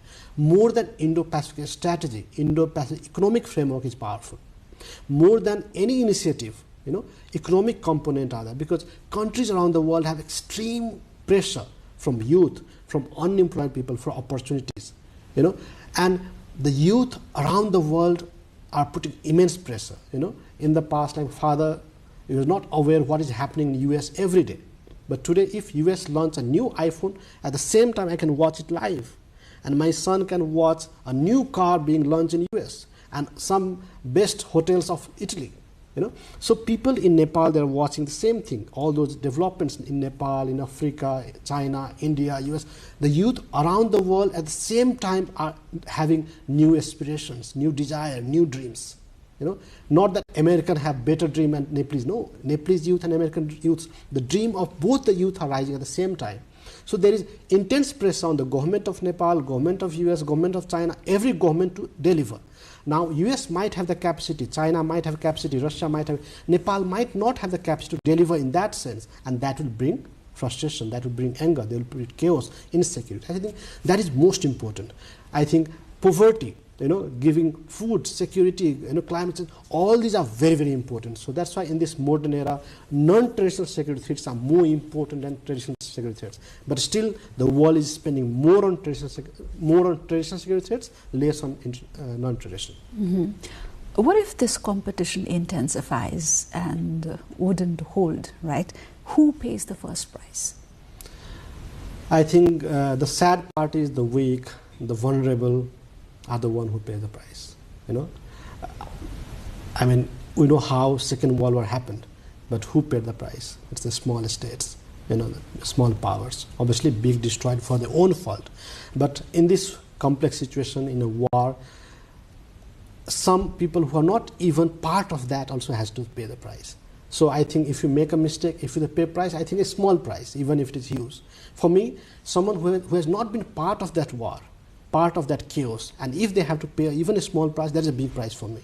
So I think in every chaos, it's a small state, it's vulnerable communities are the one who has to pay the huge price. And what does responsible leadership look like at this point of time, Dr. Jaiswal? I think the responsible leaders should think of the people. In the past, it was the ruler, it was the party, it was the state that was most important. now we should realize that if there are no people, what will you do with the state? So that is where we have to transform ourselves.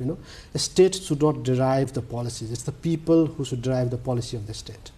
And who right now needs to change course? How urgently?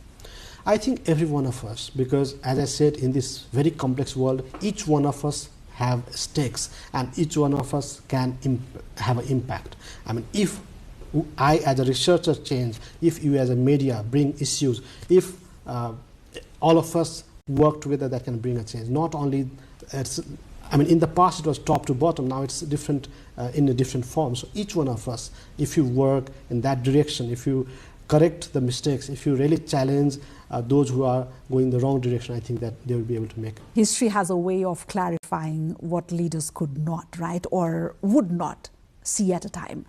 When historians look back at this particular decade, what decision or failure to act do you think they will judge most harshly? I think the most would be like, it's very devastating the way US had withdrawn from climate change.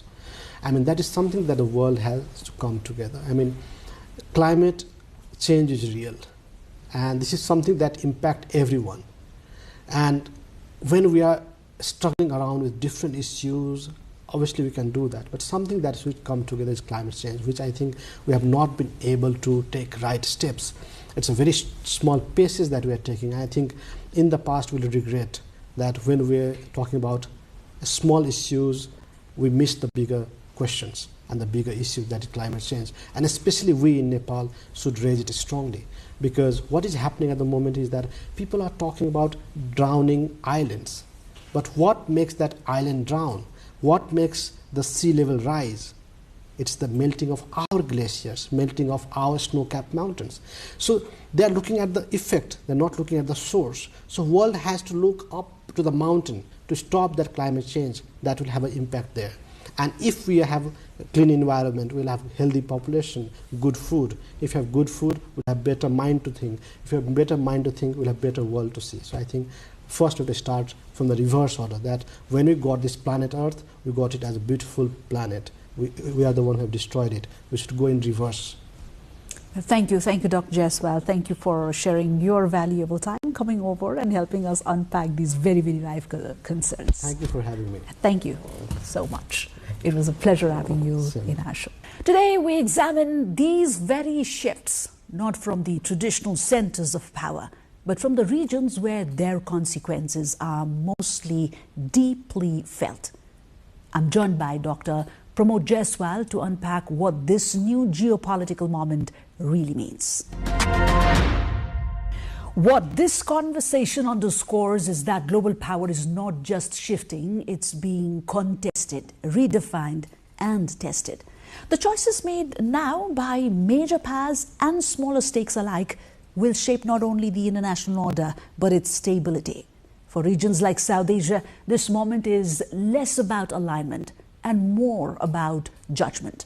How to navigate pressure without losing agency. That's where we leave it today. Goodbye.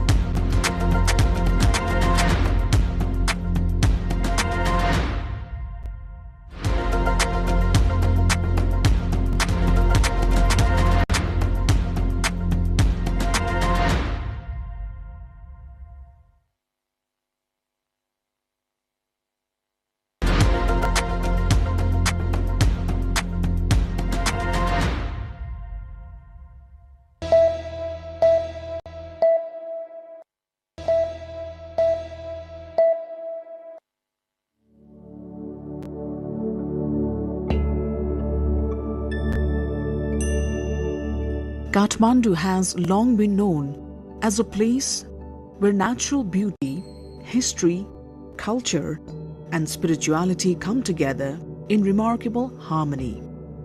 Rising above the western side of the valley stands Swayambhunath, one of Nepal's most revered and ancient sites.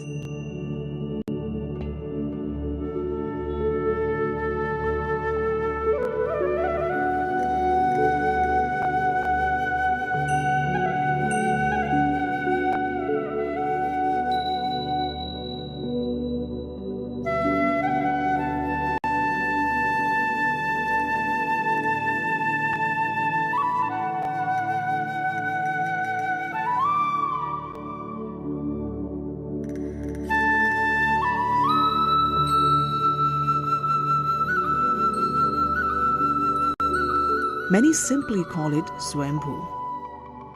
For countless generations, it has been a sanctuary of spiritual devotion, a place where the first light of morning touches the prayer flags and where monks and devotees begin their day in meditation and worship.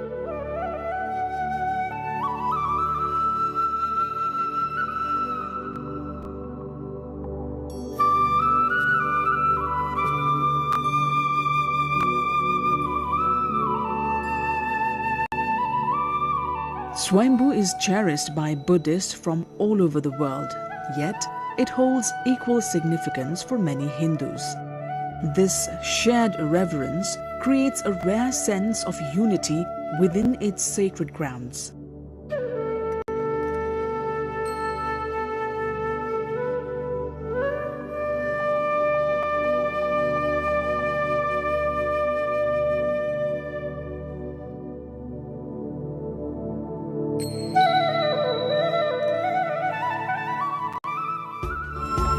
The origins of Swayambhunath stretch back at least 2.5 millennia. Inscriptions and centuries-old statues found throughout the site testify to its long-standing presence and its profound cultural importance.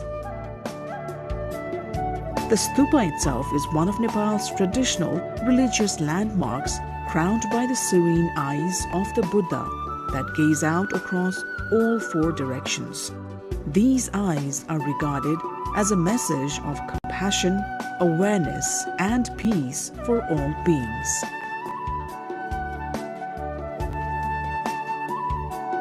For Buddhists, the stupa and its symbols become a guide toward understanding the teachings of the Buddha. For Hindu visitors, the temples and images of deities within the complex hold deep spiritual meaning of their own.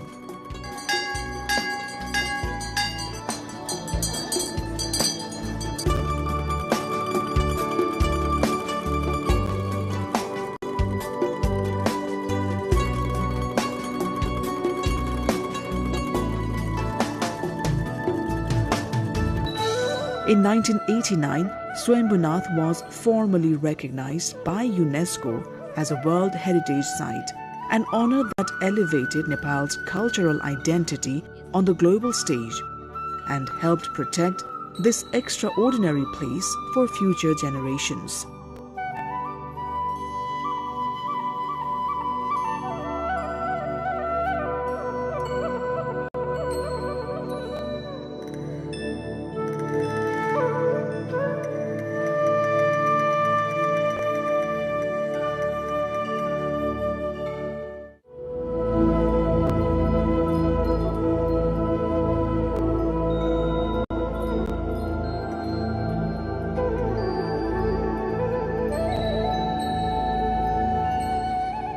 The surroundings of Swayambhu offer many places of interest. Pilgrims and travelers often find themselves captivated by the calm atmosphere and the panoramic views over the Kathmandu Valley.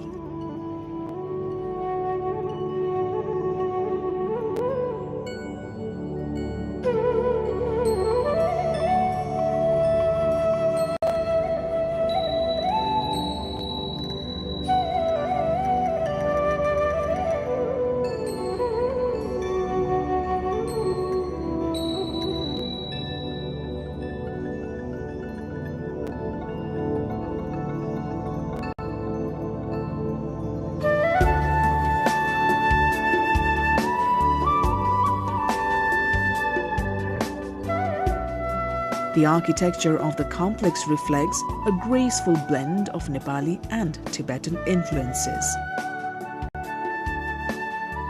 The stupa follows ancient Nepali design traditions, while the monasteries and retreat houses that surround it reflect elements of Tibetan craftsmanship.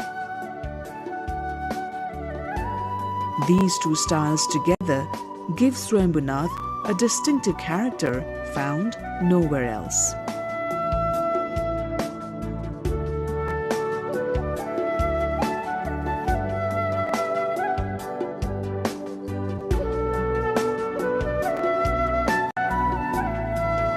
Preserving Swayambhu is not only a religious responsibility, it is an effort guided equally by historical and cultural commitment.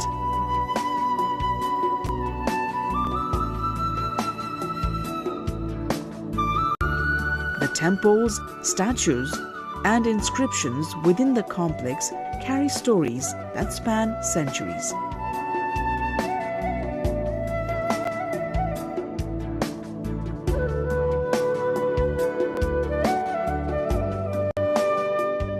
The main stupa, crowned by the four compassionate eyes, remains the heart of the site.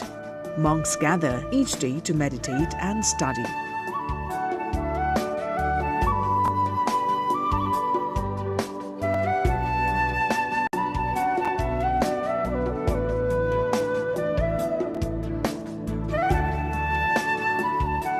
Within these halls, elaborate paintings and sacred sculptures portray episodes from the life of the Buddha and remind visitors of the spiritual traditions that continue to flourish here.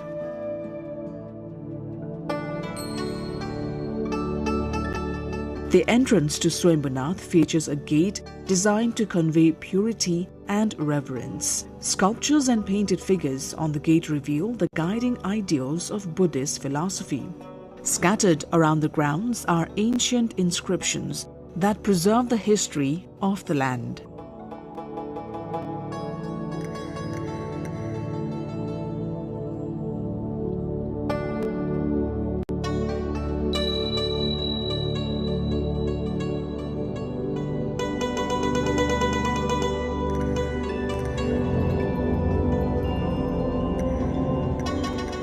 Statues of various Buddhas stand alongside images of Parvati and Shiva, creating a space where cultural diversity and shared devotion coexist with harmony. Swayambhunath is one of Nepal's most visited destinations. Its landscapes, spiritual gravity, and cultural richness draw people from around the world. Each year, millions of visitors, both local and international, climb the steps leading toward the stupa.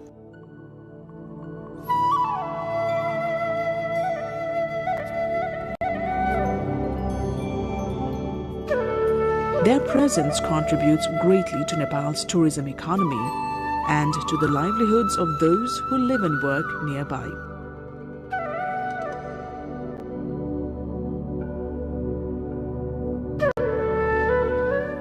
Quake of 2015 brought significant destruction to Swayambhunath. Several structures collapsed and many priceless sculptures were damaged.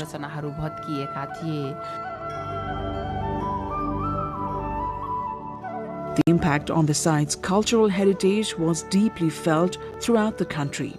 Yet, the response to this tragedy revealed the strength of the community.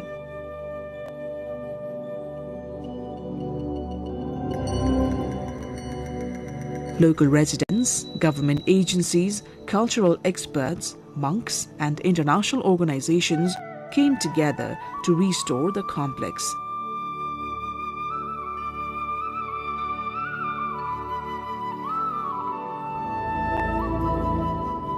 The rebuilding process became more than a physical reconstruction.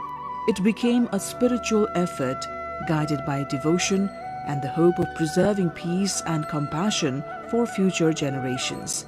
Today, visitors find improved pathways, restored shrines, and safe spaces from which to explore the site. Nearby, guest houses and small hotels offer comfortable places to stay for those who wish to spend more time experiencing the surroundings. For many, Swayambhu is not only a religious landmark but a symbol of introspection and inner calm. The peaceful environment encourages reflection. The sacred presence of the stupa gives visitors a sense of quiet strength.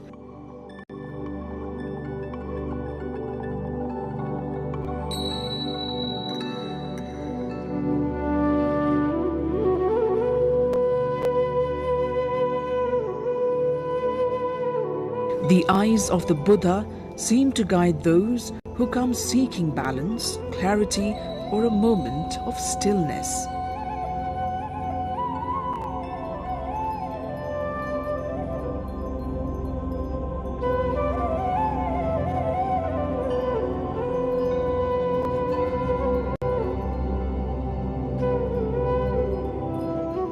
As the sun rises, its light glimmers on the golden pinnacle of the stupa.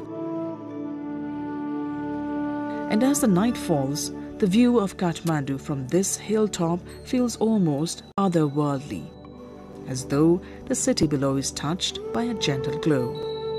Swayambhunath continues to stand as a reminder of the spiritual harmony that has shaped Nepal for centuries. It invites every visitor to pause, to breathe, and to discover a deeper part of themselves.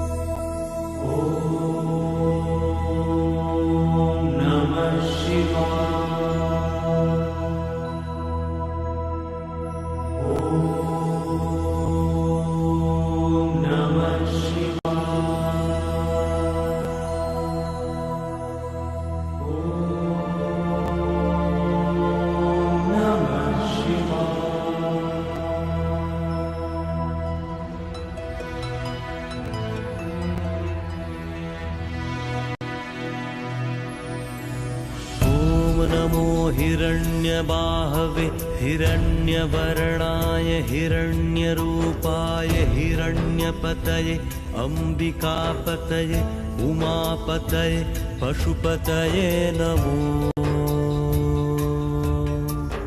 नमः।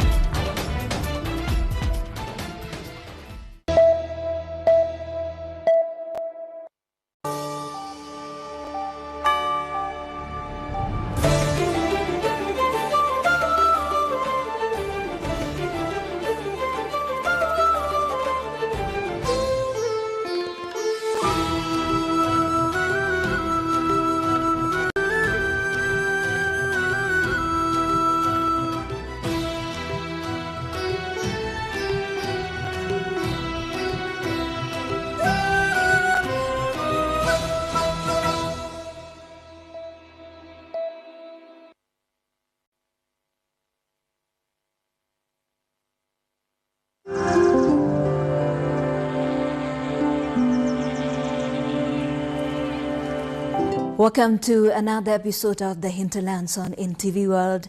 This weekly show brings together stories from the hinterlands of Nepal, takes you beyond the cities and highways into the heart of Nepal's rural landscapes. I am Rosina Rai and we will be leading you into this journey every week.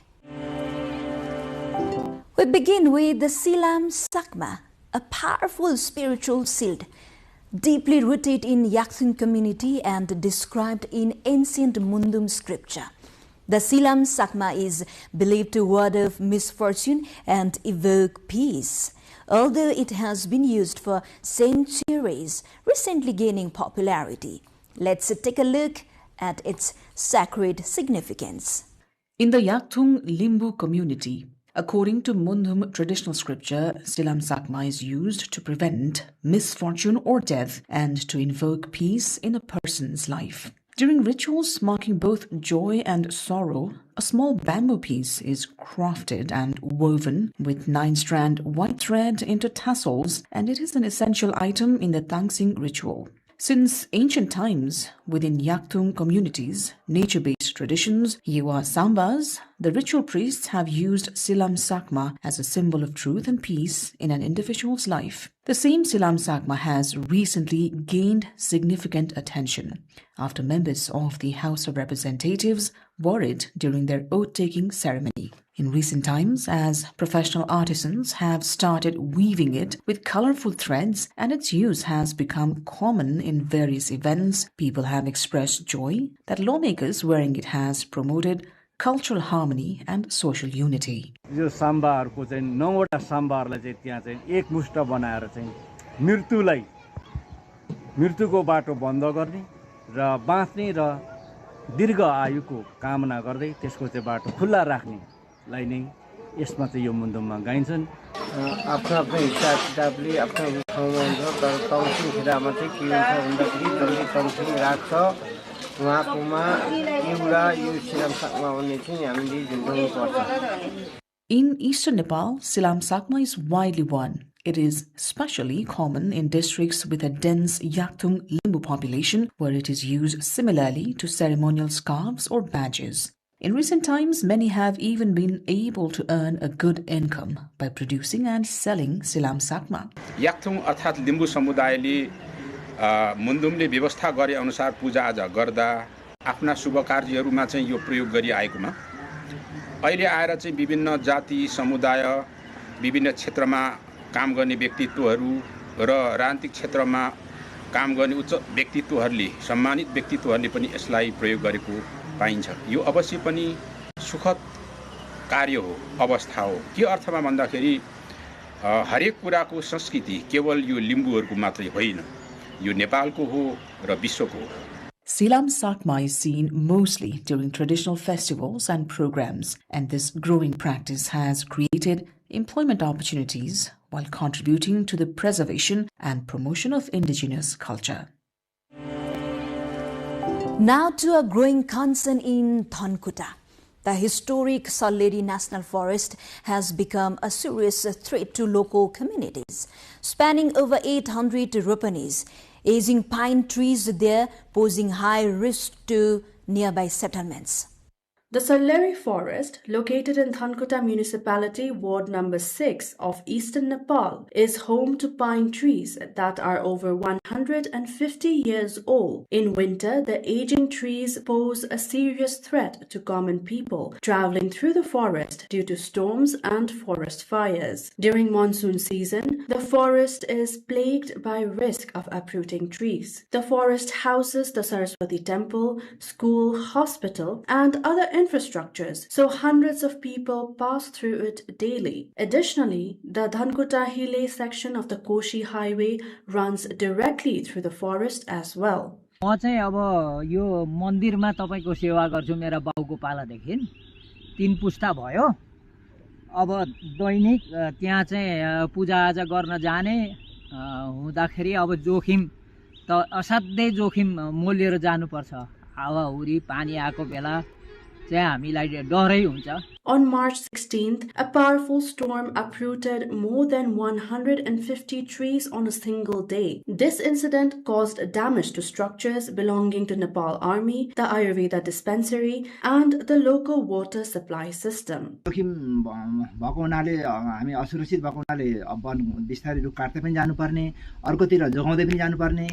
अब plantation गर्नुपर्ने नयाँ बिरुवाहरु पनि रोप्दै जानुपर्ने अब नयाँ बिरुवा रोप्ने काम पनि भइरहेछ हैन अब होला उहाँहरुको अभिप्राय एकैताले निमेट्न नपार्ने उर्गाउँदै पनि जाने अनि काट्दै पनि जाने अब तर बाटाको छेउछाउको चाहिँ पहिले काट्दै हुन्थ्यो Thankota's Division Forest Office has implemented a 40-year regeneration plan. According to the officials, this regeneration policy aims to remove aging trees and plant new saplings to conserve the forest, while also reducing risk to human life.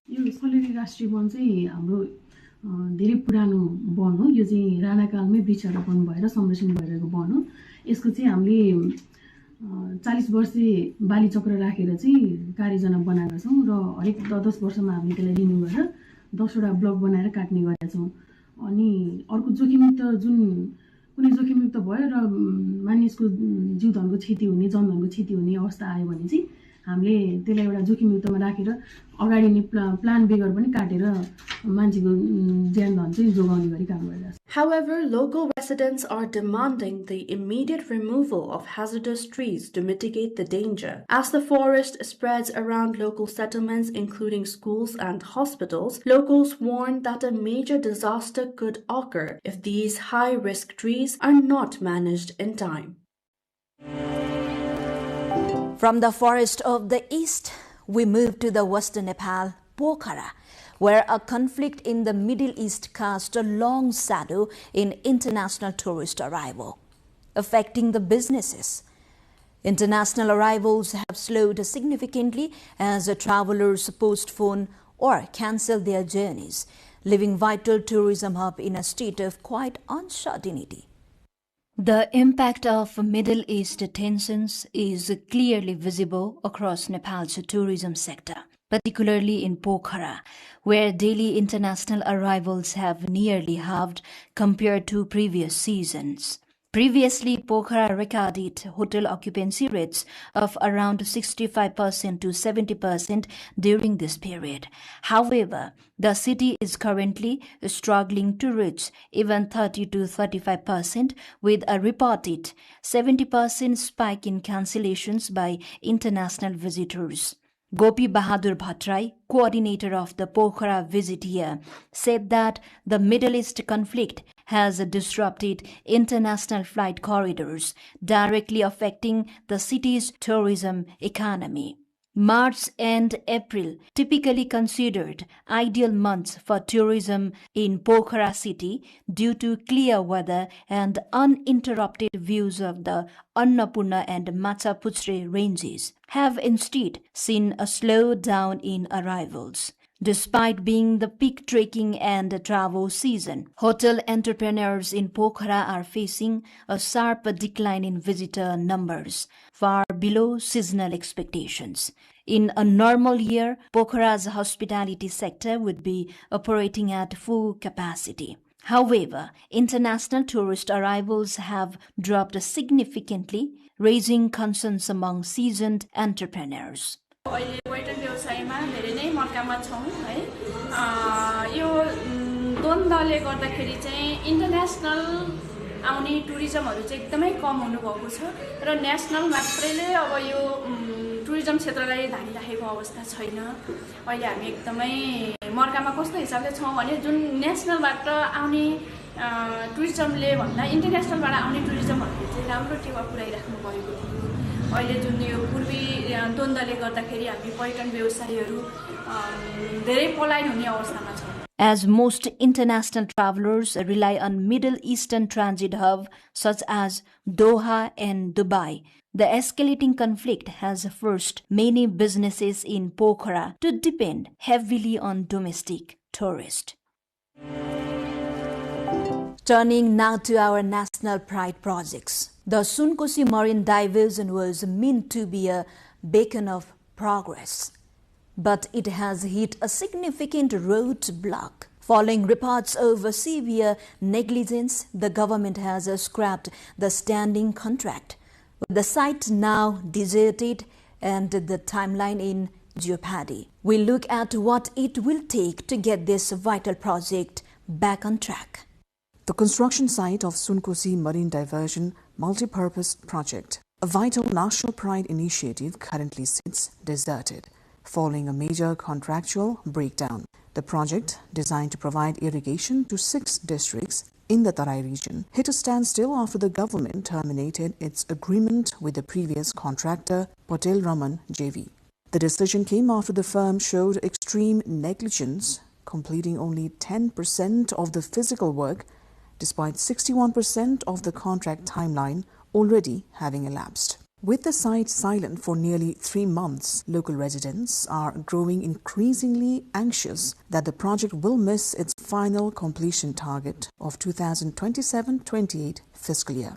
लगभग 3 महिना भइसक्यो यो काम अलपत्र भएको यहाँको ठेगाले काम नगरेर चाहिँ यहाँको बासिन्दाले धेरै यहाँ चाहिँ खण्डन गरे हुनाले फेरि अब यहाँ सत्तामा जाने नेताहरूले यिनलाई फाल्दियो किन काम गरेन ल्याइरहेको छ झड्यान सामान टन्न ल्याइरहेको छ काम गर्दैन यहाँ काम अब यस्तै हो एकदम सुस्त गतिले भइरहेछन् अब कामै भएको छैन उहाँहरूले काम गरेर चाहन्छन् अब 2-2.5 वर्ष जति हुन लाग्यो उनीहरूको भएको काम भनेको यही हो यहाँको अब यो हावा फाल्ने भनेर चाहिँ भन्छन् अब यहाँ अहिले काम भएको छैन यति नै हो. To address this delay, the project office is in the final stages of preparing a new tender. Project officials confirm that they are currently finalizing new cost estimates and evaluating previous work to bring a more reliable contractor on board for the construction of the 30-meter high dam and the powerhouse. While the dam construction has stalled, the project has seen significant success in its underground works. A 13.3-kilometer tunnel was completed over a year ago using a tunnel boring machine. The government is now racing to finalize the new contract to ensure that this critical infrastructure for Nepal's agricultural future does not remain in limbo. Finally, a story of hope and heritage. The vibrant colors and geometric precision of Dhaka fabric are synonymous with Nepali identity. Today, this traditional craft is undergoing a modern revival.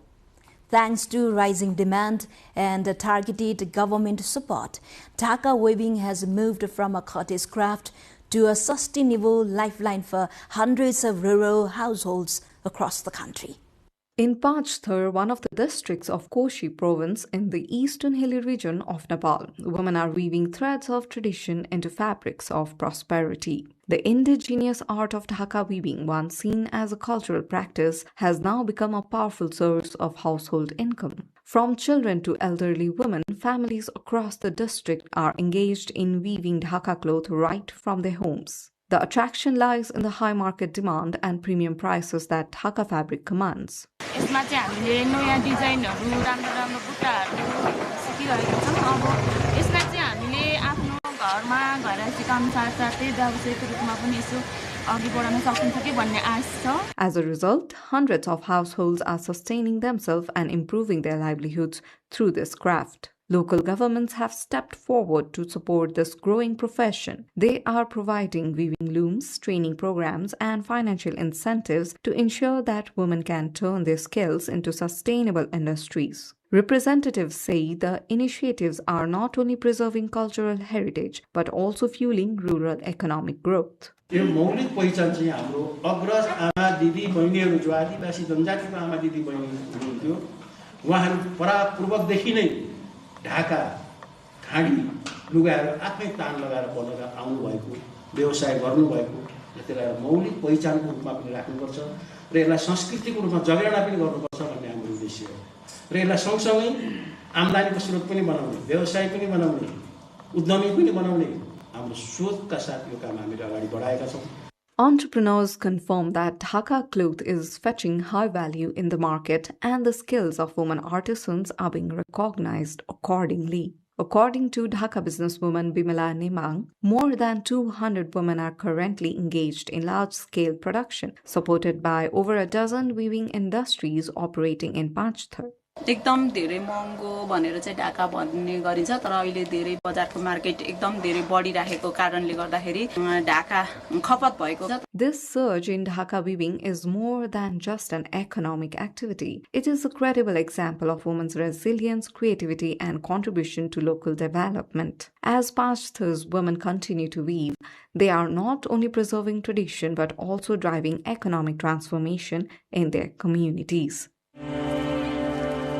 Beyond the cities and the headlines, real lives continue to unfold. Stories are shaped by struggle, strengthened by resilience, and carried forward by hope. This is the hinterlands.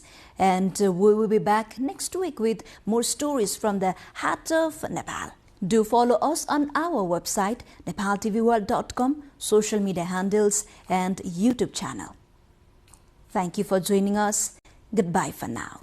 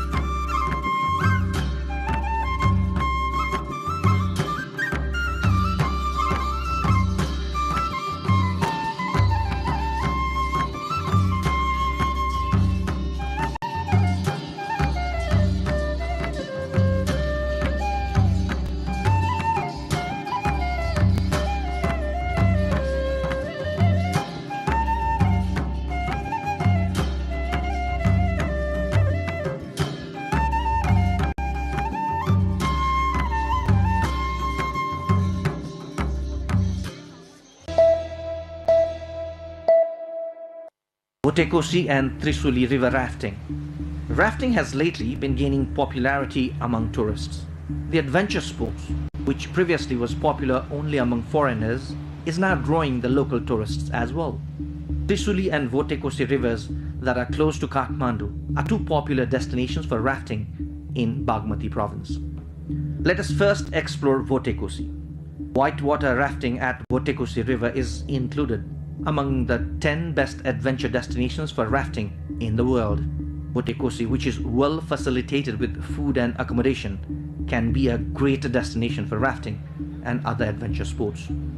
Rafting at Trisuli river is popular among domestic tourists, as the location can be reached in an hour from Kathmandu.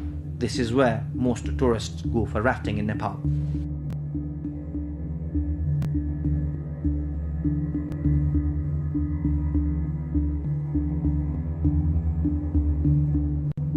Rafting packages of Votekosi and Trisuli are appropriate for those who want to spend some good time for a few days.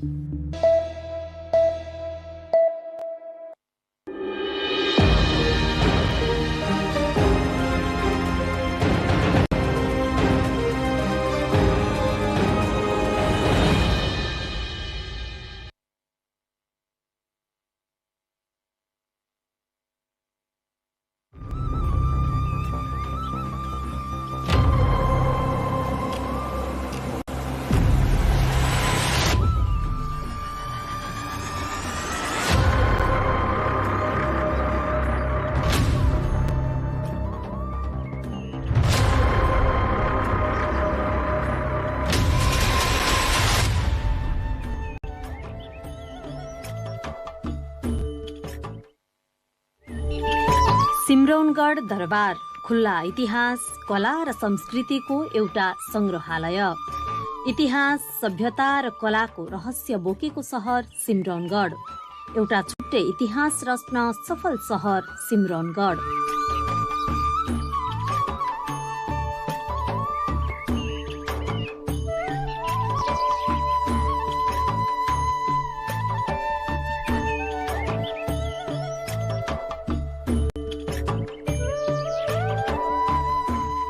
ऐतिहासिक, सांस्कृतिक र पुरातात्विक महत्व बोकेको सिम्रौनगढ दरबार मध्य प्रदेशको बारा जिल्लामा अवस्थित सिम्रौनगढ नगरपालिकामा पर्दछ।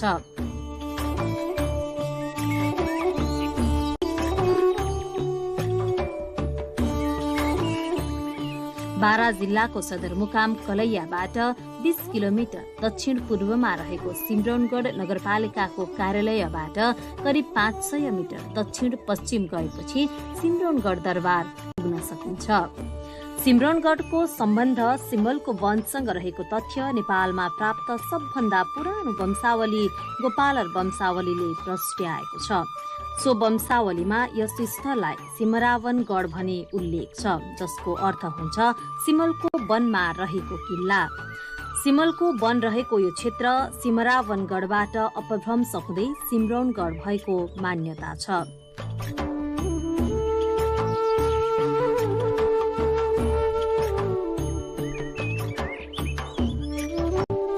यो सिमरौनगढ नाउँ भने यहाँ पहिले सिम्बलको खाली रुख यहाँ सिम्बलको थियो।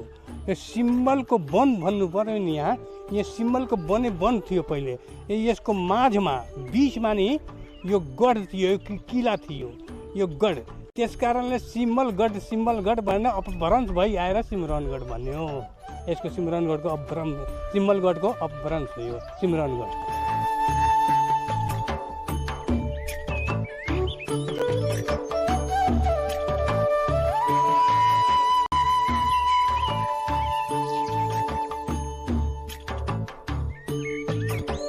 कुनै समय एक सुरक्षित र सम्पन्न राजधानी रहेको सिम्रौनगढ दरबारलाई बलिया अग्ला चक्रव्यूह आकारका पर्खालले घेरिएको थियो।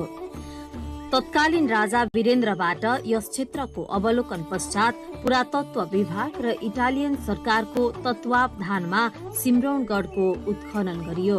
उत्खननका क्रममा कर्णाटकालका पुरातात्विक, धार्मिक, सांस्कृतिक अवशेषहरू फेला पर्यो। सिम्रौनगढका पुराना अवशेषहरू आज पनि यत्रतत्र पाइन्छ। यहाँ डढेको चामल, माटोका भाँडा बर्तन, गरगहनाहरू पाइन्छ।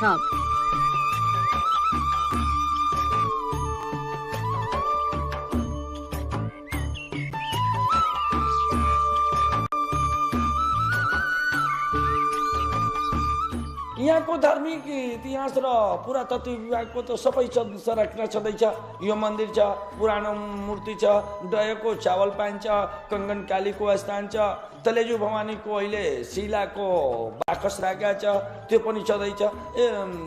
चारैतिर सुन बिखरेको पनि पाइन्छ। यो सबै पाइँदाखेरि त पुरातत्व भएन।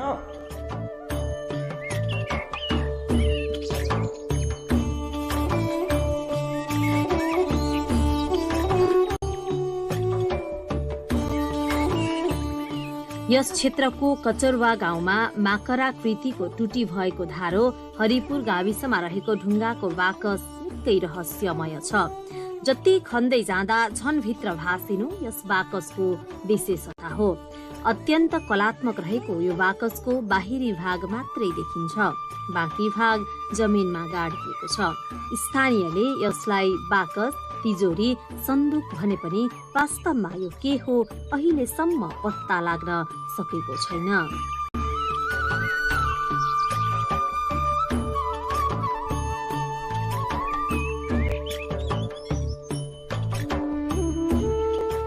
वो जमाना के शिवाजी महाराज के दरबार के तिजोरी है, पत्थर हो, राज उल्टन हो गए, पत्थर हो गए, ताला कुली सब बंद बा में, ताला बा, कुली बा, सब सहित बा।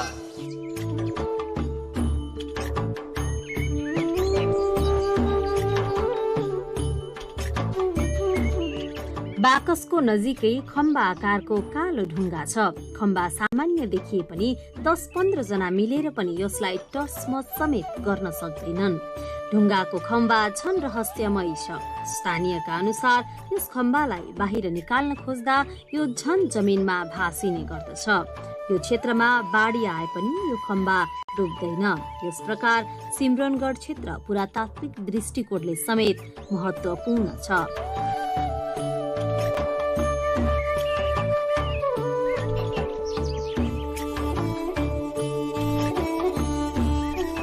सिमरनगढको सांस्कृतिक सम्पदाको दोस्रो स्थानमा यहाँका मन्दिरहरूलाई लिन सकिन्छ।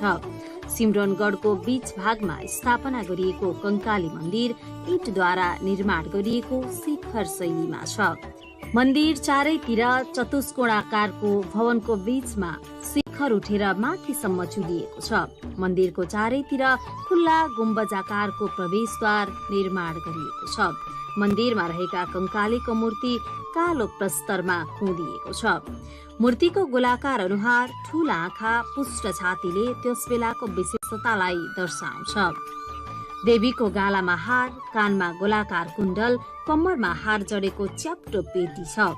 शान्त सौम्य मुद्रामा रहेको यो मूर्तिले कलामा छुट्टै स्थान ओगटेको छ। यो सिमरनगढ भनेको कंकाली स्थान जो कि दुनियाँको सबभन्दा शक्तिपीठ राम्रो जहाँ बलि नै चढ्दैन। यो फेरि कंकालीमा सबै शक्तिपीठमा बलि चढ्छ तर कंकालीमा स्थानमा बलि चढ्दैन।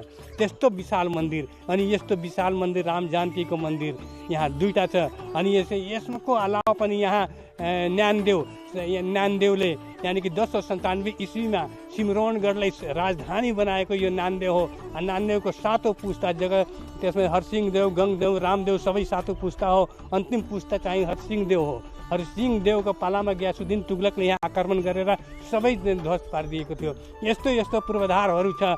तैपनि हाम्रो सिमरनगढमा कसैको नजर छैन।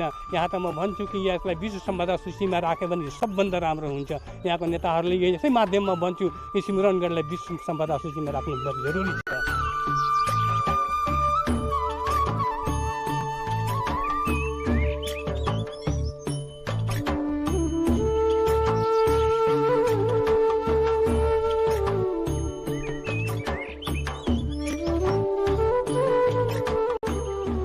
यहाँ रामनवमीको दिन ठूलो मेला लाग्ने गर्दछ।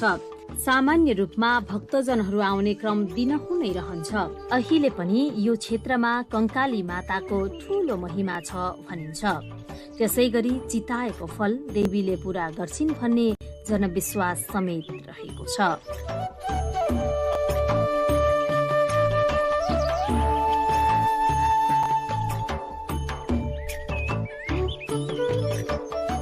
पहिलादेखि अहिले यो सालमा धेरै पर्यटक म 2-4वटा यो कामको सिलसिलामा बसेको थियो। शनिबारको दिनौँ 1000 देखि 1500 मान्छे बाहिरबाट आउँछ। अब त्यसको लागि पनि हामी व्यवस्थापन गरिराखेका छौँ। त्यहाँ एउटा पूजा अर्चना गर्नको लागि बेलुका बिहानै आरती, जस्तै हरिद्वारमा तपाईँ गयो सक्नु होला भले हेर्नु होला, बिहानै र बेलुका गङ्गाको आरती हुन्छ। त्यहाँ पनि कंकाली मन्दिरमा हामी आरतीको एउटा छिटै व्यवस्था गर्छौँ। अहिले त्यो 2टा बोट पनि राखेका छौँ। मान्छेहरू पर्यटक आउँछ भने त्यसलाई घुम्नको लागि, त्यो पानीमा विहार गर्नको लागि, राम्रो वातावरणको लागि आउँदो दिनमा एउटा स्टिमर किनेर त्यहाँ राख्ने हामी पनि प्लानिङ गरेका छौँ।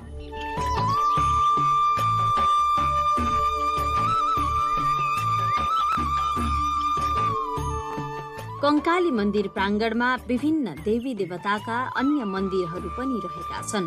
प्राङ्गणमा रहेका मानसाराम बाबाको मन्दिर 3 मिटर उचाइ र 5.47 मिटरको चतुर्कोणाकारमा निर्माण गरिएको छ। मन्दिरभित्र मानसाराम बाबाको समाधि स्थल छ। समाधि अगाडि एक जोर खराउ छ, जसलाई मानसा बाबाको खराउ भनी पूजा गरिन्छ। प्राङ्गणमा शिव, पार्वती, हनुमान, विष्णु, विश्वकर्माको मन्दिर रहेका छन्। कंकाली मन्दिर त धेरै पुरानो इतिहास बोकेको मन्दिर हो।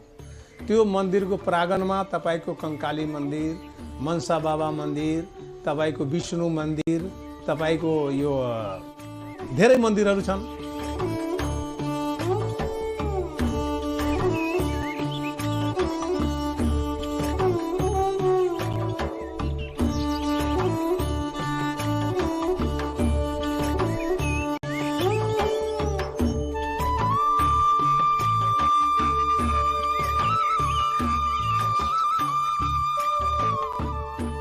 कंकाली मन्दिरदेखि करिब 1.5 माइलको पश्चिम दूरीमा रहेको छ रानीवास, जहाँ राम जानकीको मन्दिर छ। जङ्गबहादुर राणाका छोरा जीतजङले विक्रम सम्मत 1935मा आमा हिरण्य कुमारी सती जाने बेलामा व्यक्त गरेको इच्छा बमोजिम यो मन्दिरको निर्माण भएको थियो, जुन यहाँको घण्टामा समेत उल्लेख छ। मूल मन्दिर भने 3 तहको पेटी माथि बनेको छ। मन्दिरभित्र राम, सीता र लक्ष्मणका धातुका प्रतिमाहरू प्रतिष्ठापित छन्। अगाडि जङ्गबहादुर, हिरण्य कुमारी लगायत परिवारका सदस्यहरूको प्रतिमा रहेका छन्।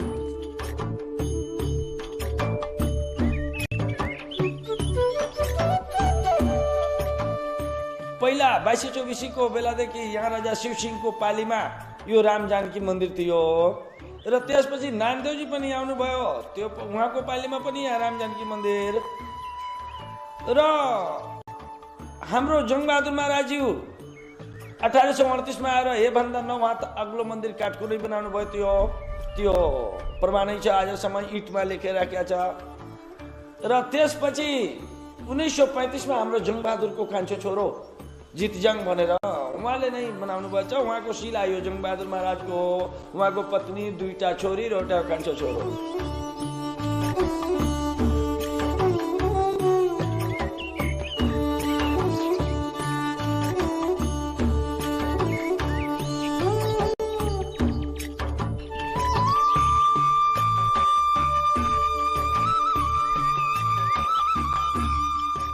जङ्गबहादुर राणा जङ्गबहादुर पहिले यहाँ शिकार खेल्न आउनुहुन्थ्यो। और शिकार खेल्दा खेल्दै यहाँ एउटा बासको रूपमा चाहिँ शिकार खेल्ने, यहाँ बास बस्ने, अनि फेरि जाने, फेरि उसले बास बस्ने, शिकार खेल्ने। अब यहाँबाट जाँदाखेरि पत्रहट्टामा उहाँको मृत्यु भयो जङ्गबहादुरको। अनि छोरो थियो जगतजङ। अब त्यसको बुवाको नाउँमा पनि यो मन्दिर निर्माण गरिदियो। यो मन्दिर विशाल मन्दिर त्यो उनको छोरोले बनायो।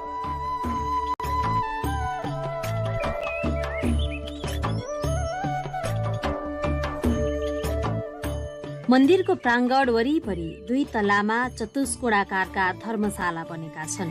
मन्दिर निर्माणमा त्यहाँका भग्नावशेषहरू प्रयोग भएको छ।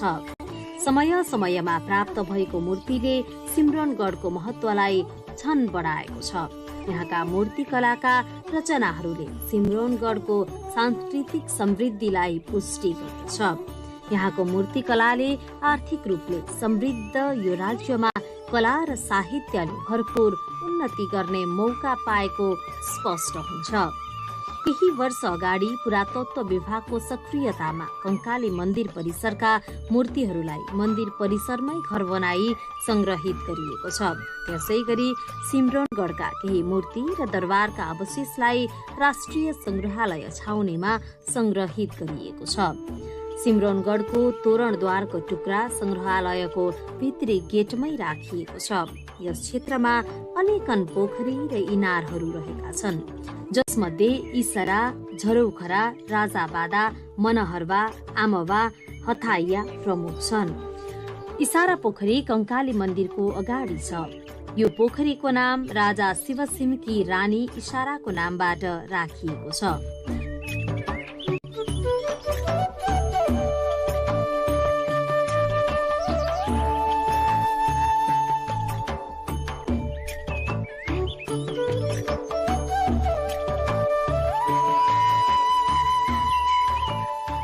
रानीवास मन्दिरको 1 किलोमिटर दूरीमा दक्षिणतर्फ खजहरी गाउँ छ। कर्नाट वंशी राजाहरूले खजाना राख्ने ठाउँ भएकाले यस ठाउँको नाम खजहनी भएको जनविश्वास छ। सो ठाउँमा अहिले पनि खेत, कुलो, माछा पोखरी खन्ने क्रममा पुरातात्विक वस्तु तथा मूर्ति भेट्न सकिन्छ।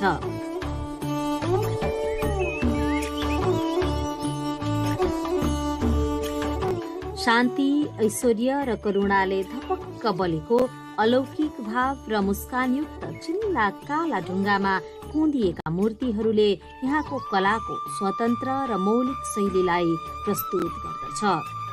मूर्तिमा पाइने आवरण र आभूषणले त छन् भक्ति रस र सौन्दर्य रस प्रदान गराउन सफल छ।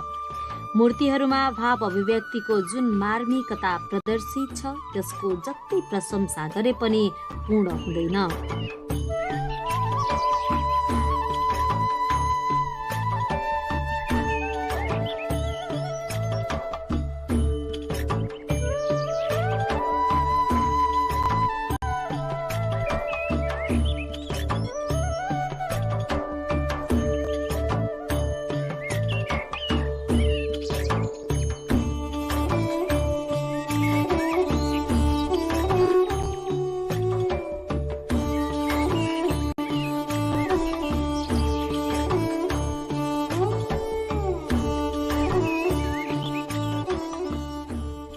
अथाह पर्यटकीय सम्भावना बोकेको ऐतिहासिक र धार्मिक धरोहर सिम्रौनगढ दरबारसम्म पुग्नका लागि जनप्रतिनिधिहरू निर्वाचित भएर आएसँगै बाटोको सहज व्यवस्था भएको छ। सडक सुविधाका लागि नगरले पहल गरेसँगै आगन्तुकलाई केही सहज भएको छ।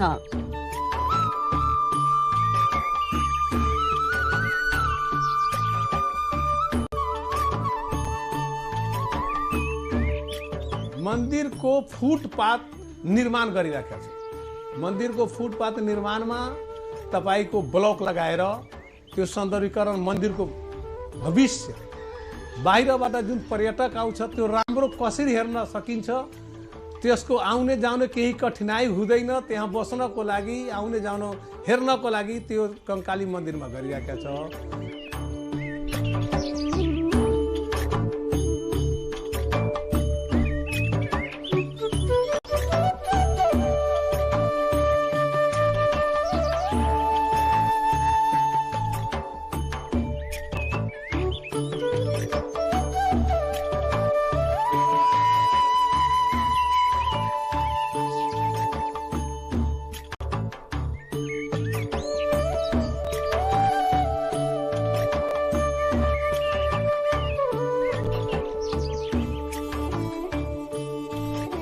सिम्रौनगढका बारेमा अहिलेसम्म स्वदेशी र विदेशी पुरातत्वविदद्वारा धेरै अनुसन्धान भएका छन्।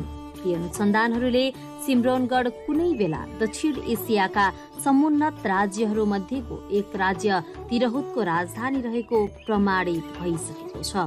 तर उत्खनन हुन बाँकी नै रहेकाले तत्कालीन राजधानी सिम्रौनगढका राजाहरूले राखेका आधिकारिक अभिलेख फेला पर्न सकेका छैनन्। तर उनीहरूका पालामा बनेका पोखरी, मूर्ति, कंकालिनी मन्दिर, रानीवास दरबार लगायतका सामग्रीहरू अहिले पनि साक्षीको रूपमा रहेका छन्। यहाँ टाढा टाढाबाट बास बस्न आउने पर्यटकहरूका लागि पनि राम्रो होटल अथवा आवास गृहको अभाव छ। सुविधा सम्पन्न होटल, होमस्टे निर्माणका लागि सिम्रौनगढ उद्योग वाणिज्य संघले आवश्यक पहल गरिरहेको छ। त्यो बस्नको लागि त अहिले तत्काल 2वटा होटल छ। अरू पनि बनाउनको लागि सोचिरहेछ यहाँको व्यापारीहरूले, बनाउँछ भविष्यमा पनि। अनि यहाँ एउटा के छ हजुर कि हाम्रो सिम्रौनगढमा भारतबाट मेन आउने चाहिँ भारतबाट नै हो बढी पर्यटक। त्यसको लागि पहिला यहाँ छोटी भन्सार थिएन, भर्खर हामी यो 1 महिना जति पहिला सञ्चालन गराएछौँ। तर सरकारसँग पनि पहल गरेका छौँ कि कम्तीमा यहाँ मूल भन्सार होस्। मूल भन्सार भइदिएको भए गाडीको आवत जावत अनि चाहिँ इन्ट्री गरेर होस् या भन्सार गरेर होस्, त्यो हिसाबले पनि यहाँ आउँछ। सरकारले पनि राजस्व उठ्छ त्यसबाट, अनि देशको आम्दानी पुँजी हुन्छ, हाम्रो सिम्रौनगढको पनि विकास हुन्छ, अनि पर्यटकहरू पनि बढी यहाँ आवत जावत गर्छ।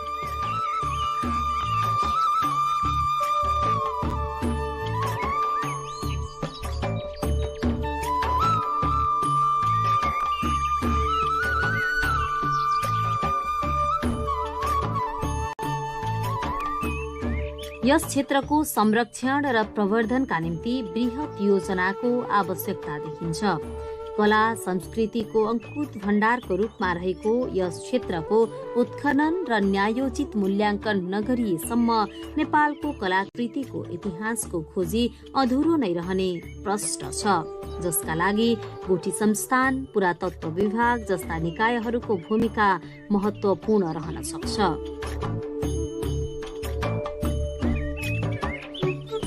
सिम्रौनगढ उद्योग वाणिज्य संघबाट पनि यसमा देशमा अनि पर्यटक मन्त्रालयमा पनि हामी पठाएछौँ कि यहाँ जसरी भए पनि यहाँको पहिला हाम्रो सिम्रौनगढमा सबै सम्पदा छँदैछ, तर तिनीहरू लोप हुँदैछ।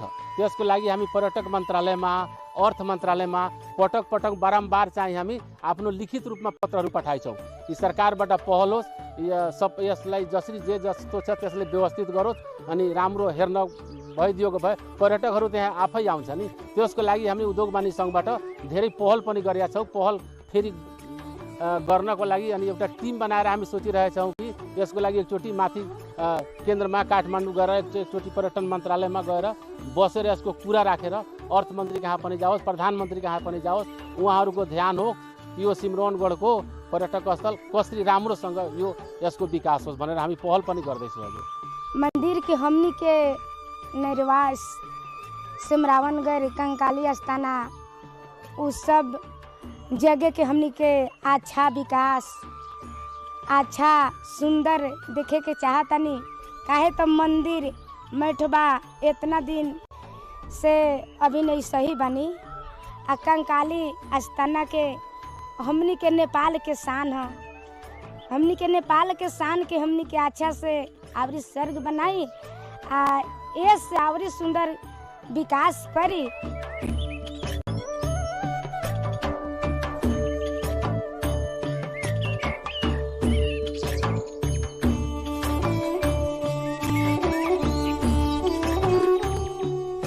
ऐतिहासिक, सांस्कृतिक र पुरातात्विक महत्व बोकेको सिम्रौनगढको संरक्षण र प्रवर्धन पक्ष केही कमजोर भने अवश्य छ।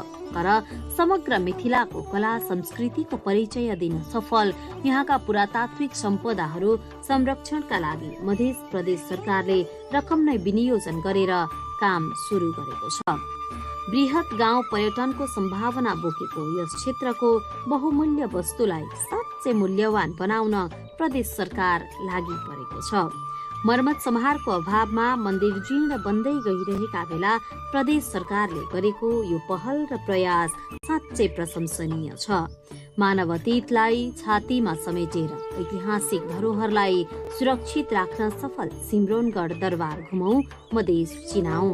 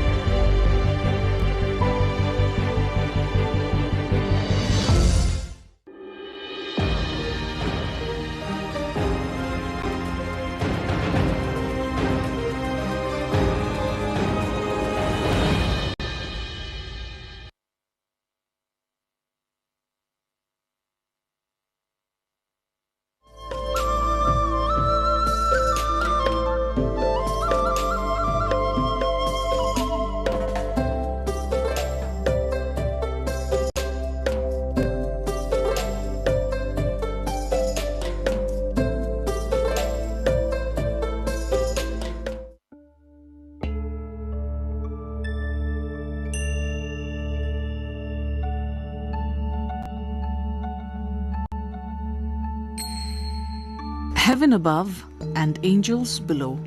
This is the essence of Ruby Valley.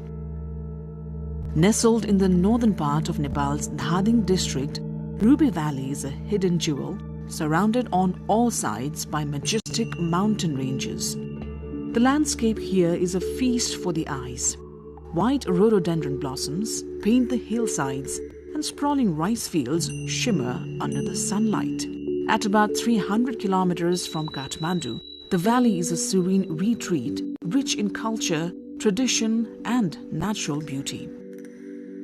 Reaching Ruby Valley involves a remarkable trek that starts with a scenic journey from Kathmandu through Nuwakot and Rasua, winding towards the base of Ganesh Himal, the towering peak that watches over this land. The trek leads through dense pine and oak forests, terraced farmlands, and vibrant local villages like Tipling, home to the Tamang community. These people live in harmony with nature, cultivating crops and raising livestock while keeping their rich traditions alive, welcoming visitors with warm hospitality and cultural performances.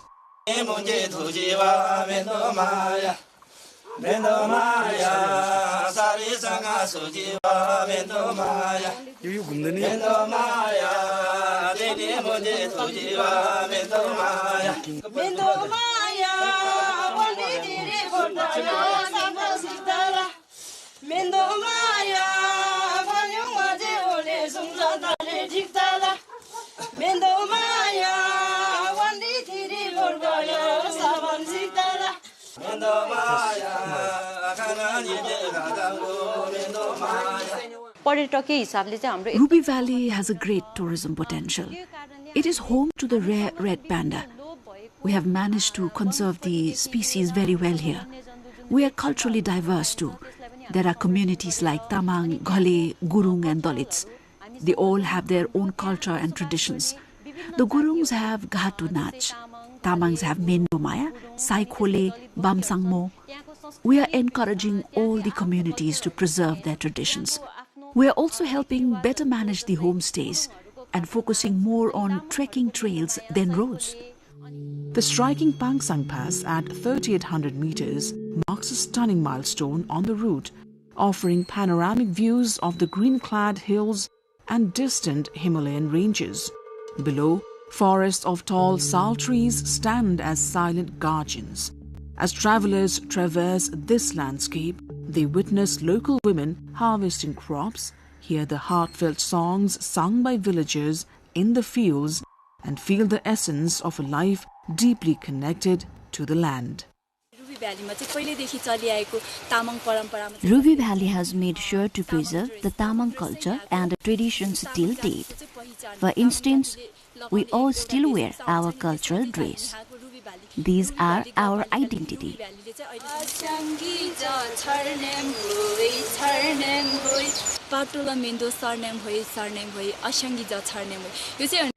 This song has been in our community since ages.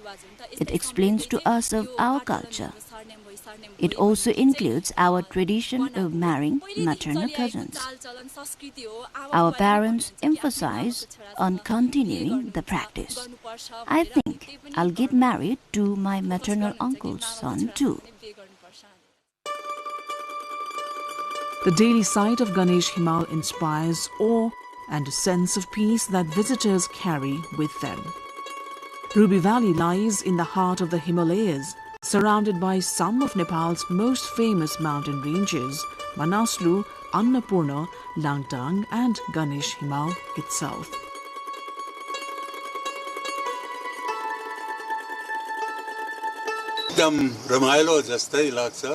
I find this place amusing. I feel happy. People here are very kind and open-hearted. They are very friendly and welcoming. This place is like home to me, as I lived here for 1.5 years. One can view Pangsang and Peldur Himal from here along with Langtang and Manaslu range. Ruby Valley is like heaven. Just like its name, Ruby Valley, this place is Valley of Gems and Jewels. There are precious red, blue, black stones and crystals here. It's a fitting place for geological studies. There's a beautiful mountain range that one can view from here, including the Ganesh Himal, which gives so much light and joy to all Nepalese. The place is rich in animal and bird diversity and is home to different herbs. This is a perfect destination for both international and domestic tourists. Everyone should visit this place at least once in their life. This place has a great potential. This road here connects Nepal with China, and it's also good for trekking. We have helicopter facility, phone and electricity supply. We have all facility that one needs. This is a must-visit destination for both domestic and international visitors. Ruby Valley is home to different communities. There are as many languages, cultures, and religions as there are communities. Most people are farmers. They do agriculture and also rear livestock. Most take their yaks and sheep upward during monsoon. Up there, it's beautiful. One can find hundreds of different flowers, diverse birds and fauna there. Words are not enough to explain the beauty of Ruby Valley.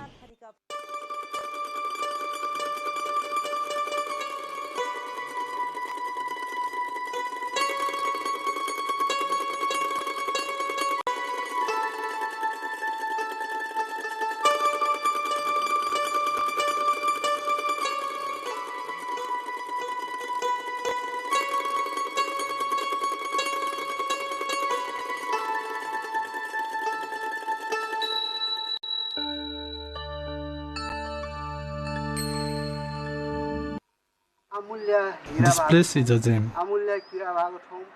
It has precious resources and a great hydropower potential. There are many precious herbs as well. The beautiful mountains and historical sites make this place beautiful.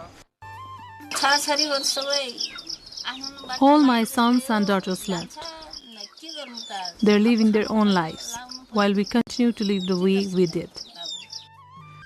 It sounds fun living in the cities, but most don't have their own homes. It must be difficult living in rent. It's easier here. In city, you have to work hard to keep up.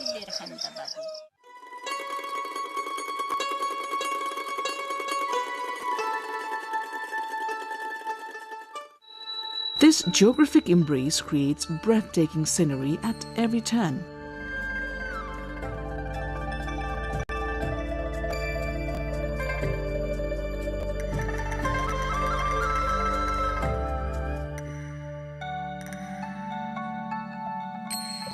Yak caravans and mule trains add a touch of timeless charm to the trekking experience, enhancing the rustic beauty of this remote land. The village of Chalis, nestled in the lap of Ganesh Himal, is a cultural crossroads for the Gurung community. Visitors witness their unique traditions, hear their folk songs by evening fires, and enjoy their vibrant dances, which invite travelers to connect on a deeper level.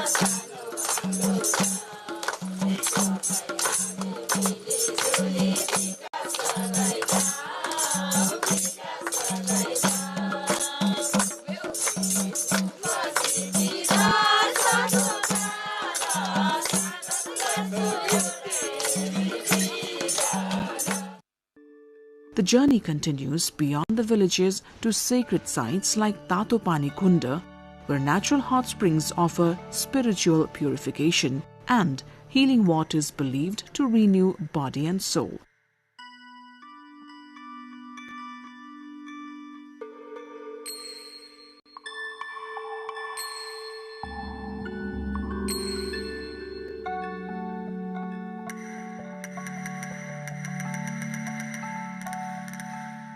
From there, hikers embark on a challenging yet rewarding trek to the holy Ganesh Kunda, a glacial pond named after Lord Ganesh.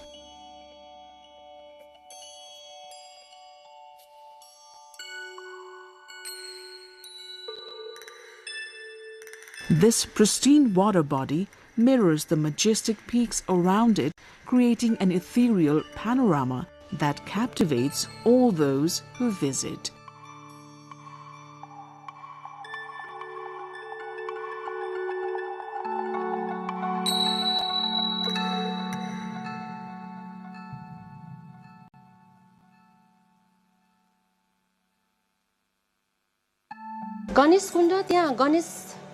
Most Nepalese know very well that Ganesh Himal range is believed to be a place Hindu Lord Ganesh visits for rest and recreation.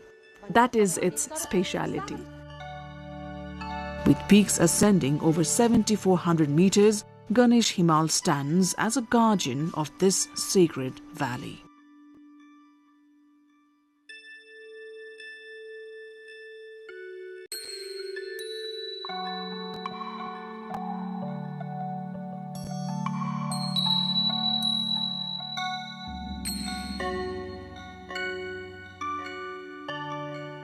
Ruby Valley is more than a destination. It is an invitation to experience Nepal's untouched nature, vibrant cultures, and spiritual heritage all in one journey. For those seeking a unique adventure off the beaten path, Ruby Valley offers an unparalleled blend of breathtaking landscapes, warm hospitality, and rich traditions that make it one of Nepal's top destinations for international and domestic travelers.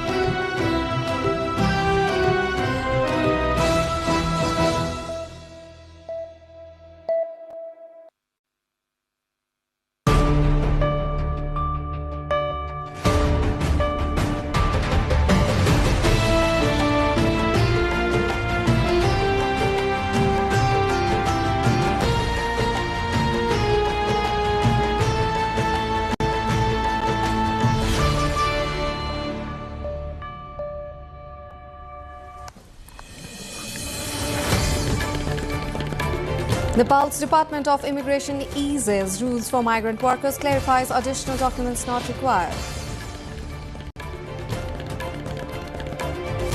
Nepal's foreign minister calls for shared responsibility amid global crisis, emphasizes link between mountains and oceans in environmental stewardship. Modernization and youth migration threaten cultural festivals of Nepal's indigenous coast community, festivals now sustained solely by elders. US and Iran began direct talks in Pakistan seeking end to 6-week war. Trump wants Hormuz to open with or without Iran's cooperation. NASA's Artemis 2 crew returned safely after historic lunar mission, also sets record for farthest human travel from the Earth. And Erika Gurung enters into Karate 1 Premier League final to face Kazakhstan's Sofia Burgulseva for title clash tomorrow.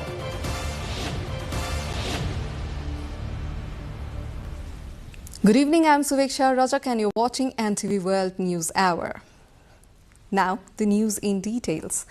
Nepal's Department of Immigration has clarified that individuals going for foreign employment are no longer required to present any additional documents, including payment receipts, other than the labor permit letter. The department issued this statement in response to a notice released by the Department of Foreign Employment on April 6th, which had caused confusion among prospective foreign workers.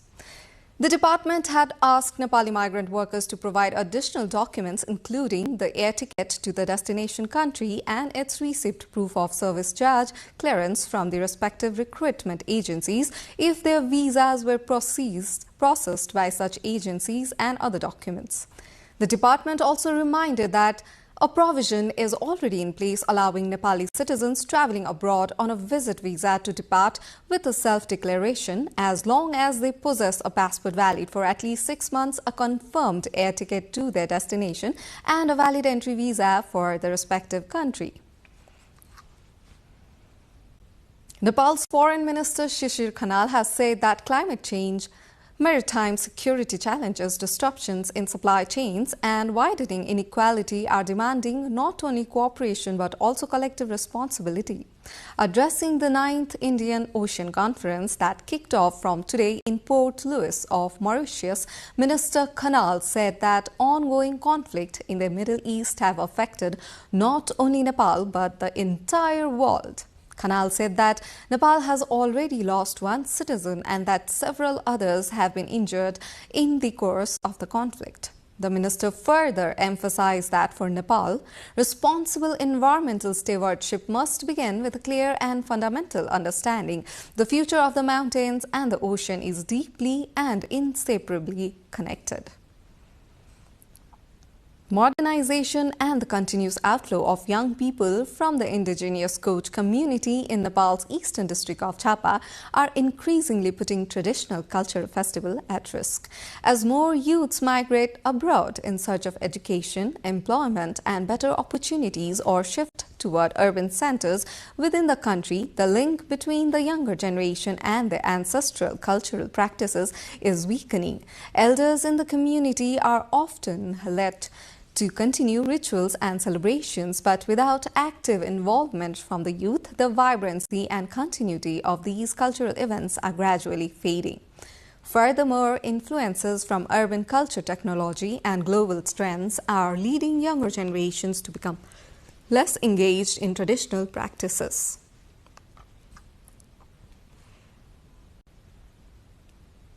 We will look more into this in our segment issue of the day later in the bulletin. Now, in the other news, the US and Iranian officials have started direct trilateral talks with Pakistan in Islamabad to end the ongoing conflict in the Middle East. Officials from Washington and Tehran earlier separately met Pakistani Prime Minister Shehbaz Sharif. The U.S. delegation includes Vice President J.D. Vance, U.S. Envoy Steve Witkoff and Jared Kushner, while the Iranian delegation is led by Parliamentary Speaker Mohammad Bakir Ghalibaf. Iranian state TV, meanwhile, has warned talks could be cancelled if Tehran's conditions are unmet. Both sides still appear to be far apart on key issues, including the opening of the strategic Strait of Hormuz, and were quick to express the mutual suspicion. The 4 astronauts who flew in NASA's Artemis 2nd mission around the moon have splashed down safely in the Pacific Ocean after a flawless return. The crew are now safely aboard a waiting ship and recovering from a 9-day voyage that took them further from Earth than any humans in history. Their Orion spacecraft was traveling at more than 24,000 miles per hour when it hit the Earth's upper atmosphere, and its heat shield was subjected to temperatures half as hot as found on the surface of the Sun. Their safe return clears the way for the next stage of Artemis program, which aims to land humans on the lunar surface and eventually build a permanent base on the moon. We will bring an in-depth coverage on NASA's lunar mission in cover story later in the bulletin. Now, in the other news, Nepal's star karate player Erika Gurung has entered the final of the WKF Karate 1 Premier League underway in China. She secured her place in the final by defeating Italy's Cleo Fracuti 8-3 in the semi-final. The 21-year-old will now compete for the title against Sofia Barultseva of Kazakhstan in the final to be played tomorrow. Previously, Erika had also reached the final of the Karate 1 Premier League held in Turkey, where she was defeated by Sofia. In the quarter-final, she defeated Slovakia's Maria Zipretsala 8-0. Erika, a silver medalist at the Asian Games, is regarded as Nepal's most successful karate athlete.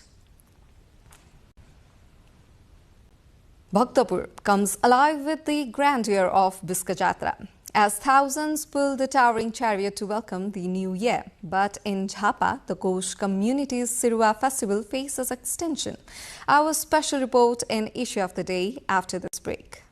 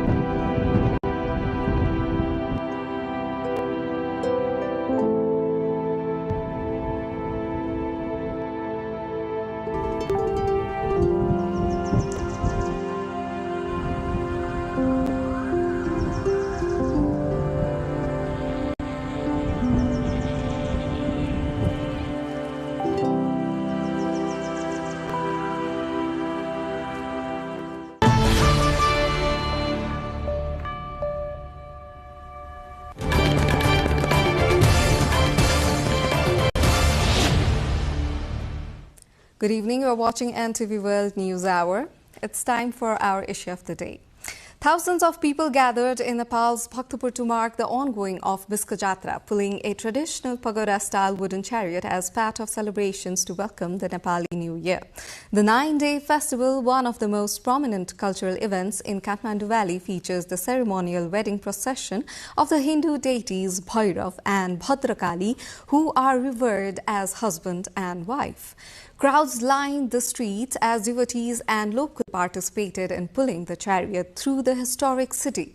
The major highlights of the festival include the raising of the ceremonial pole known as Lingo, competitive tug-of-war events and large-scale chariot processions. Officials have deployed security personnel and made logistical arrangements to manage the influx of visitors and ensure the smooth conduct of the celebrations. Once a vibrant symbol of spring, the Sirua festival of Nepal's Koch community is slowly fading away. Celebrated with water, mud and colors, the festival once brought entire villages together. But today, migration and modern lifestyles are threatening its very existence. Our colleague Smithu Gising Tamang, along with our local correspondent Dikesh Lama, brings a report. This is Gauriganj Rural Municipality 1 in Jhapa, a settlement once rich in Koch and Rajbanshi culture. Across the district, many villages still carry names rooted in the Koch language. However, locals say the cultural charm that once defined these places is gradually fading. हाम्रो नाचमा भन्नुहुन्छ ढोलसा नाच थियो, चापनहोली नाच भन्ने थियो, एउटा तपाईको के भन्छ वृद्धापत नाच थियो, त्यो अहिले लुप्त भएर गइसक्यो. त्यही माटो भिजायो, कादो बनायो, कादो खेलियो, त्यस्तो गर्दिए.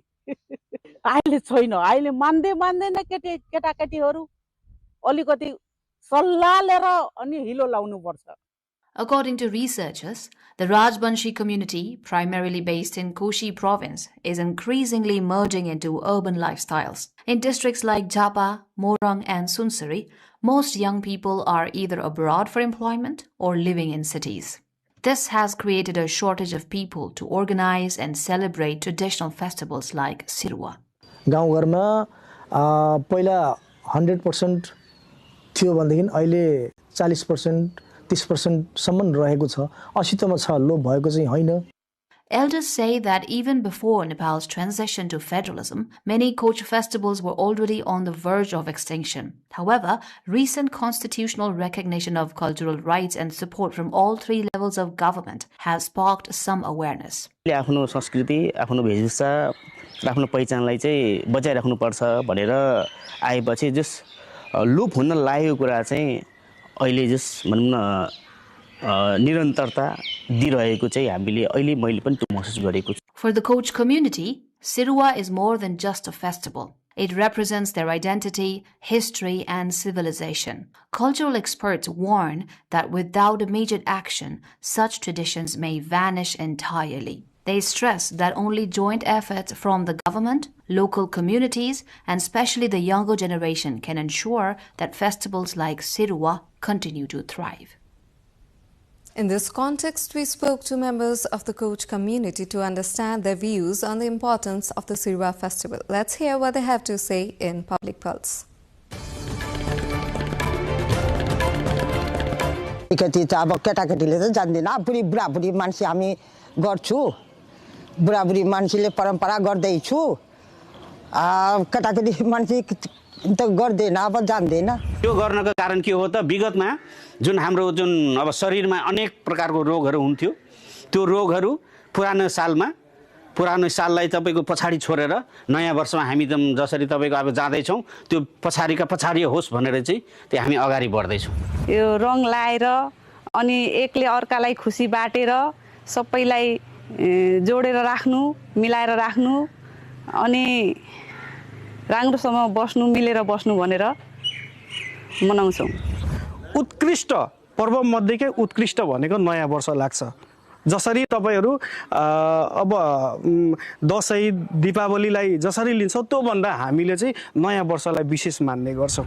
आगु बरोक छला एकदम जागिर खाओ कमाओ पढो लेखो हामा बरोला हामा छला आशीर्वाद दिखी कि हमार सखा सन्तला आगु बरोक कोही बिमारी जरी ना लागो नयाँ सालेर हामा एकदम यतिकिना आशीर्वाद दिखी छला हामा पुस्तादेखि कहिले अब कहिले हाम्रो पुस्ता यो पुस्ता त म पनि त्यति भन्न सक्दिन यो हाम्रो पुस्तादेखि त्यस्तै आइरहेछ यो चाहिँ हामी गरिराख्छु प्रत्येक साल.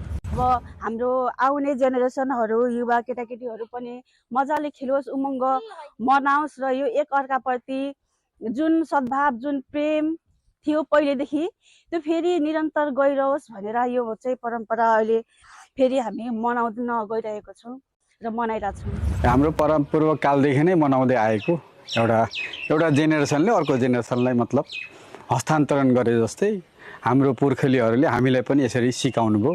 सोही अनुसार हामी पनि अब पहिलो दिन जस्तो तपाईको पानी छिरुवा भन्छ कादो हिलो खेल्ने त्यसपछि रङहरू खेल्ने अनि विभिन्न यो झापामोरङ सुनसरीमा 1 गतेदेखि नै विभिन्न मेलाहरू पनि लाग्छन्.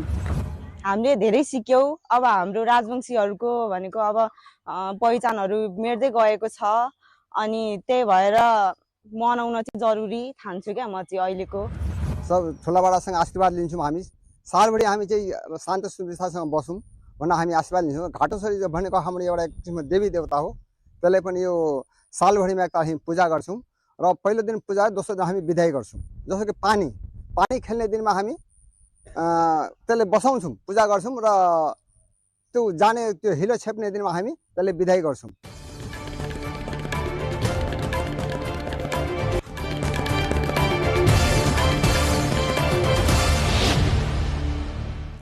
NASA's Artemis mission makes history for astronauts' return after the first lunar flyby in over 50 years. A daring test of heat shield technology now fuels America's push toward Mars. Our cover story after this break.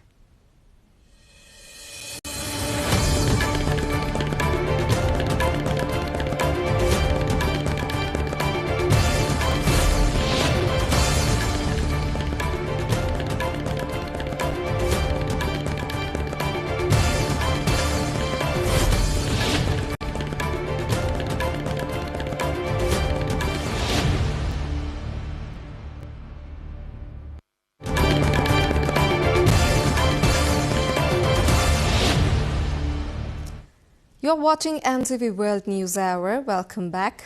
Now it's time for Cover Story. NASA's ambitious return to deep space reached a triumphant milestone as Artemis' second spacecraft splashed down safely in the Pacific Ocean, successfully completing the first crewed mission to the moon in over 50 years. Our colleague Sarah Sapsanama Rai looks deeper into this historic lunar mission. Use integrity. Splashdown, sending post-landing command now. Splashdown confirmed. On the evening of April 11, 2026 at 8:07 p.m. Eastern Daylight Time, NASA's Artemis 2 splashed down on Earth, concluding its historic journey around the moon. This marks a historic leap forward as humans return to the lunar neighborhood for the first time in over 5 decades. The Orion spacecraft splashed down safely in the Pacific Ocean, capping a 10-day journey that took its 4-person crew further into deep space than any humans in history. Mission Commander Reed Wiseman was joined by a trailblazing crew, including Christina Koch, Victor Glover, and Jeremy Hansen, representing the first woman, person of color, and non-American to reach the moon. Yeah, we saw the crew a number of times after they got out of the spacecraft. We saw them on the front porch. Everybody was happy and healthy.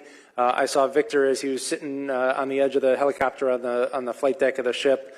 And he was smiling and in good spirits, and everything we've been hearing from the surgeons is the flight crew is happy and healthy and ready to come home to Houston. We sent 4 amazing people to the moon and safely returned them to Earth for the first time in more than 50 years. The path to the lunar surface is open, but the work ahead is greater than the work behind us.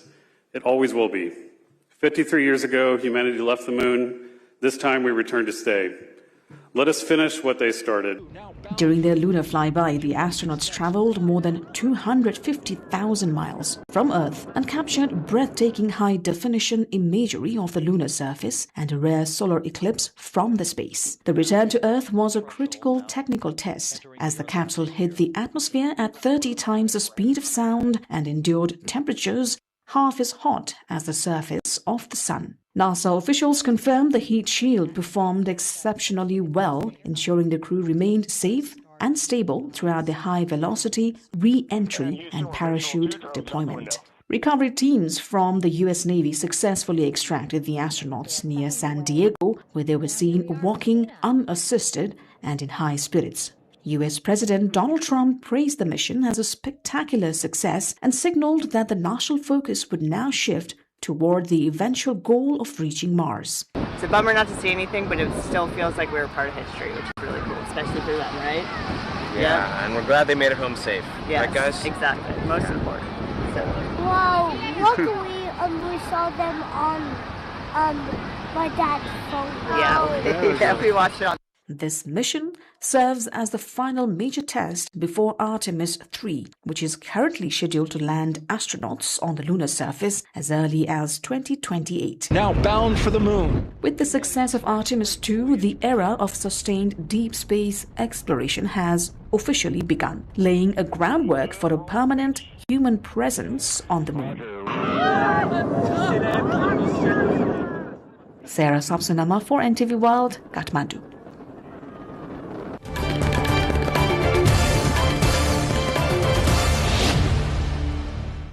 That was the cover story of the day. Now we move to other updates. Contractors working on the Nagdhunga-Mugling Road project have reported delays due to shortages of construction materials and disruptions arising due to fuel crisis.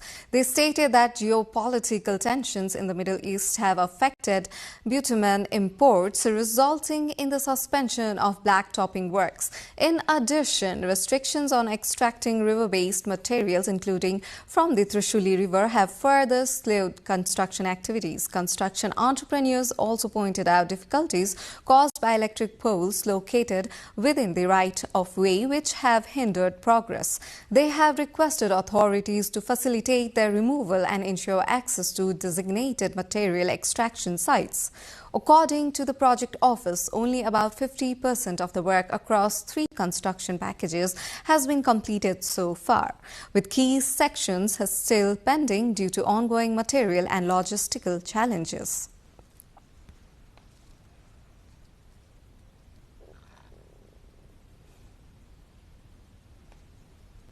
Meanwhile, Nepal's Home Minister Sudan Gurung, who inspected the under-construction Nagdhunga-Mugling road section, directed authorities to ensure swift completion of project. During the inspection, Minister Gurung instructed the Chief District Officer of Dhading to take strict legal action against any individuals or groups obstructing the construction work. The minister also emphasized that no delays or disruptions in the project will be tolerated. पैसा उठायो टोले गुण्डाले दुःख दियो हैन यसरी गरेर चाहिँ धरपकड गर्यो हैन पैसा ओसिली गर्यो भन्ने सुन्ने चाहिँ व्यापक सुनेको हुनाले चाहिँ म यहाँको खासमा चाहिँ मेन कुरा चाहिँ त्यसले गरेर हाम्रो के भन्छ कन्स्ट्रक्सनमा हैन इन्फ्रास्ट्रक्चर डेभलपमेन्टमा त्यसमा चाहिँ तपाईको ढिलासुस्ती हुन्छ उहाँले भने जस्तो एकजना आएर थर्कायो अनि बाटो रोक्ने गरेर यत्रो जनतालाई दुःख दिने काम चाहिँ दुःख दिने मान्छे चाहिँ को हुन् म पहिचान त गर्नु पर्यो हैन साथसाथै तपाईले भनिहाल्नु भयो यहाँ पोल सार्ने मान्छे यस्तो छ उसो छ त्यो पनि पहिचान गर्नु पर्यो त्यो सम्बन्धित मन्त्रालयमा मैले पनि भन्नुपर्ने हुन्छ म चाहिँ विशेष गरी त्यसको लागि टेक्निकल कुराहरू तपाईको रोड सम्बन्धीको कुराहरू उहाँ हुनुहुन्छ उहाँसँग समन्वय गर्नु होला उहाँले हाम्रो माननीय ज्यूसँग भन्नुहुन्छ माननीय मन्त्रीज्यूलाई भन्नुहुन्छ हैन म चाहिँ विशेष गरी अहिले चाहिँ यो हाम्रो रोड नबन्नुको कसले चाहिँ दुःख गरेर हैन कसले चाहिँ गरेर खासमा को चाहिँ दोषी हो भनेर खासमा म चाहिँ त्यसको लागि आएको Celebrations have erupted in the village of Ruby Kumari Thakur after she was elected Nepal's Deputy Speaker of House of Representatives. The 25-year-old Thakur from Nepal's Janakpur Dham sub-metropolitan city comes from a modest family background. Her election has sparked new hope across the Madhesh region, with locals expressing pride that one of their own has reached a high constitutional position. Her mother, Reena Devi Thakur, and father, Ramsogarat Thakur, who has worked in brick kilns and agricultural fields to support the family, expressed deep emotion over their daughter's achievement. Locals say her rise to the post has sent a strong message that daughters can also attain leadership positions at the highest level. As Deputy Speaker, she now faces the challenge of delivering effective leadership in Parliament and raising her voice against social discrimination, injustice and harmful traditions. The Central Coordination Committee meeting of the Nepal Communist Party (NCP) has opposed the move to ban student organizations in colleges and trade unions in workplaces. Leader Jagannath Khatiwada said that the party has decided to stand against this move as it infringes upon the rights of citizens and workers. Leader Khatiwada informed that all meeting will formally conclude by April 17th, after which the party's future strategies will be made public. विद्यार्थी संगठनहरूलाई कलेजहरूमा प्रतिबन्ध गर्ने कुरा र trade युनियनलाई प्रतिबन्ध गर्ने कुराको खिलाफमा यो बेठीको यसले जनताको trade युनियनिस्टहरूको अधिकारलाई कुण्ठित गरेको छ यो गलत हो र यो गर्न पाइदैन यसको विपक्षमा हामी उभिने छौं भन्ने पार्टीले निष्कर्ष निकालेको छ Nepal's government has directed the concerned authority to arrange dedicated breastfeeding and childcare rooms at all airports of the country, including the Tribhuvan International Airport, within 24 hours. The Ministry of Culture, Tourism and Civil Aviation has directed for operation and upgradation of breastfeeding and childcare rooms as airports, ensuring cleanliness, safety and privacy. The ministry has also instructed for the operation of primary care rooms for patients and passengers with special needs. Instructions have been given to maintain airport cleanliness up to the international marks, establish a daily cleaning logbook system and comply with health standards set by the World Health Organization and the International Civil Aviation Organization. It is also said free sanitary pads should also be arranged in toilets for female passengers. Once used only for hobbies and entertainment, drones have now become a means of making professional strides in Nepal. With the growing use of drones in agriculture, construction and disaster management, a new debate on the drone economy has begun in the country. How can this small flying device support Nepal's economy and employment? Our colleague Diksha Avasti, along with Kamala Aryal, brings more. From farming and construction to filmmaking, the presence of drones in Nepali skies is becoming increasingly remarkable. In recent years, drone technology in Nepal is writing a new chapter in economic prosperity. Drones equipped with artificial intelligence now provide precise information on fertilizer and water requirements, marking a shift toward smart agriculture. Study says drone-based spraying can be up to 40 to 60 times faster than traditional manual spraying methods, while reducing water uses by nearly 90%, which directly lowers input cost for farmers. In the construction sector, surveying and safety inspections, which used to take weeks, can now be completed in just a few hours. Drones with high-resolution cameras and LiDAR create highly accurate 3D maps of construction sites, cutting surveying costs. As demand for drone pilots grows, new employment opportunities are emerging. According to trainers, commercial drone piloting has become a viable, high-income profession. Currently, over 2,000 drones are officially registered with the Nepal Civil Aviation Authority, which is preparing to streamline drone registration, pilot licensing, and flight permits by 2026, making the legal process less cumbersome. हाम्रो geographical टेरेनले पनि हैन हाम्रो हिमाल पहाड भएको देश हो हैन त्यो कारणले गर्दाखेरि हामीलाई ढुवानीमा धेरै काम लाग्छ यो हैन हाम्रो म्यापिङ गर्नलाई काम लाग्छ हाम्रो टुरिज्ममा एकदमै काम लाग्छ हामीले टुरिज्मको पर्मिसन मात्रै ड्रोनको पर्मिसन लिएर चाहिँ कन्जर्भेसन एरियाहरुमा छ नि पर्मिसन लिएर चाहिँ हामीले धेरै राजस्व उठाउन सक्छौं विदेशीहरुबाट नेपाल चाहिँ ड्रोनको क्यापिटल हुन सक्छ.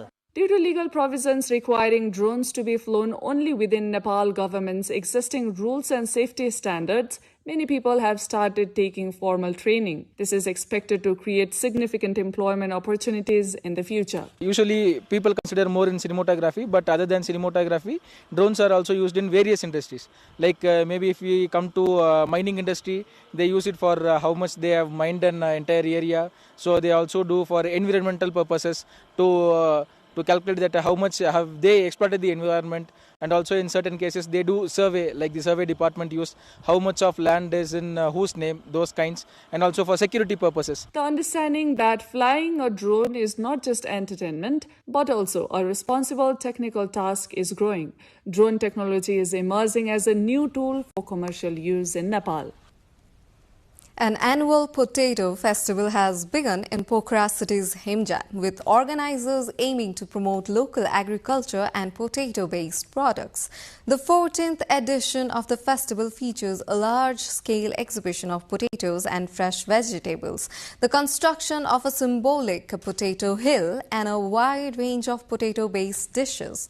Organizers said the festival also includes agricultural support services for farmers such as soil testing, plant analysis and disease diagnosis, alongside various cultural programs focused on agriculture.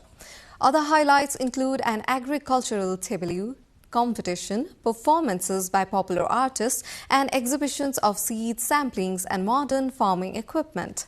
Himja is one of the major potato-producing areas of Gandaki province, with potato farming carried out across 590 hectares of land.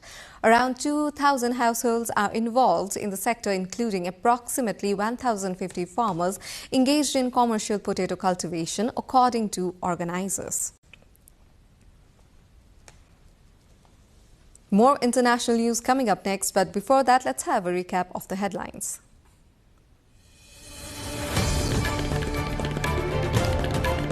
Nepal's Department of Immigration eases rules for migrant workers, clarify additional documents not required. Nepal's foreign minister calls for shared responsibility amid global crisis, emphasizes link between mountains and oceans in environmental stewardship. Modernization and youth migration threaten cultural festivals of Nepal's indigenous Koch community, festivals now sustained solely by elders. US and Iran began direct talks in Pakistan seeking end to 6-week war. Trump wants Hormuz to open with or without Iran's cooperation. NASA's Artemis 2 crew returns safely after historic lunar mission, also sets record for farthest human travel from the Earth. And Erika Gurung enters into Karate 1 Premier League final to face Kazakhstan's Sofia Barultseva for title clash tomorrow.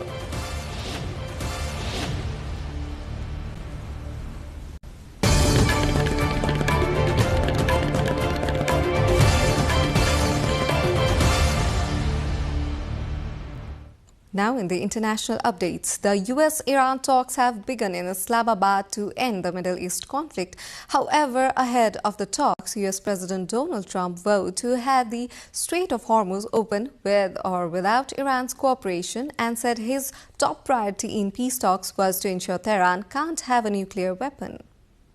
Well, I wish him luck. He's got a big thing. We'll find out what's going on. They're militarily defeated. And now we're going to open up the Gulf with or without them. But that'll be open. We're going to be, or the Strait as they call it. And I think it's going to go pretty quickly. And if it doesn't, we'll be able to finish it off. One way or the other, it's going well. In the meantime, Israel says it will not discuss a ceasefire with Hezbollah when it meets Lebanese officials for talks in Washington next week, as Israeli forces launch new deadly attacks on southern Lebanon. At least 10 people, including 3 emergency workers, were killed by Israeli attacks on Saturday, Lebanon's Ministry of Public Health said, as state media reported raids on more than a dozen locations in the south. This comes after Israeli and Lebanese ambassadors held late-night discussions on Friday to finalize arrangements for a meeting due at the Department of State on Tuesday to discuss a pathway to peace. Lebanese lawmaker Hassan Fadlallah, who is affiliated with Hezbollah, said on Saturday that the group rejects direct negotiations between Lebanon and Israel. Chinese Foreign Minister Wang Yi has concluded a 2-day visit to Pyongyang after meeting North Korean leader Kim Jong-un, marking a rare high-level engagement between the two countries since pandemic-era restrictions froze diplomatic exchanges.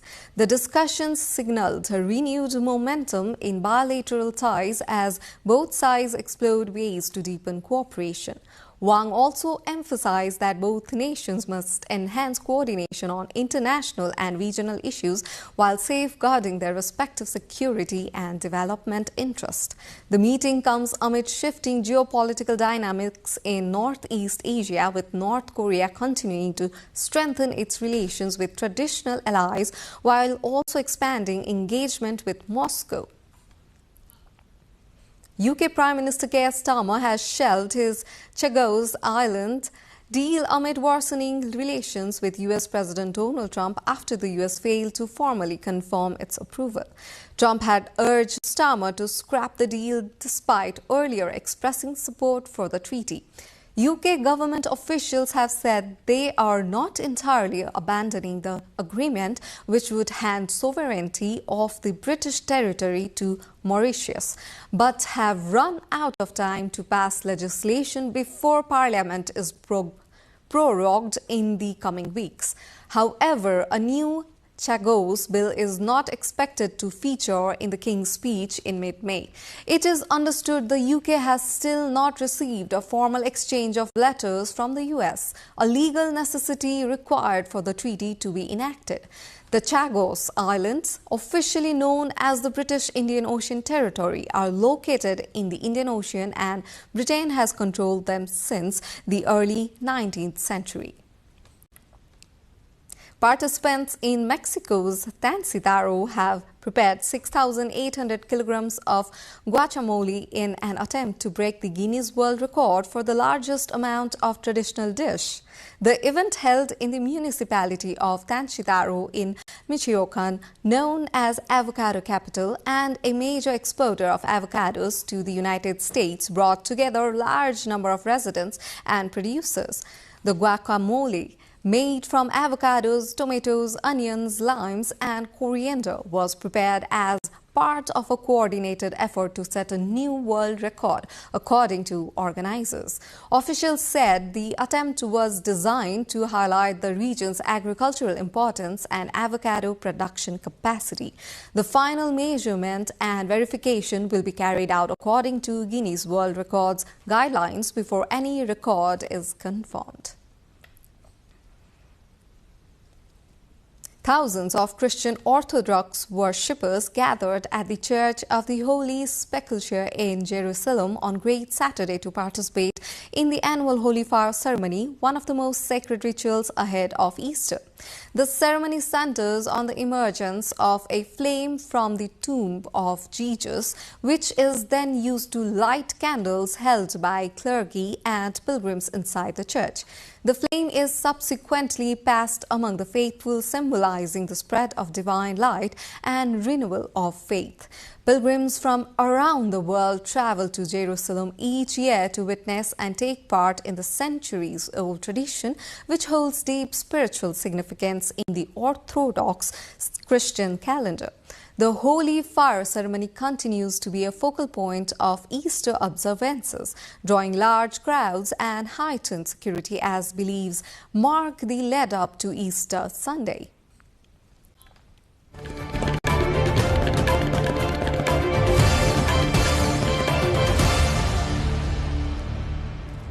Business news coming up next. For now, a short breather.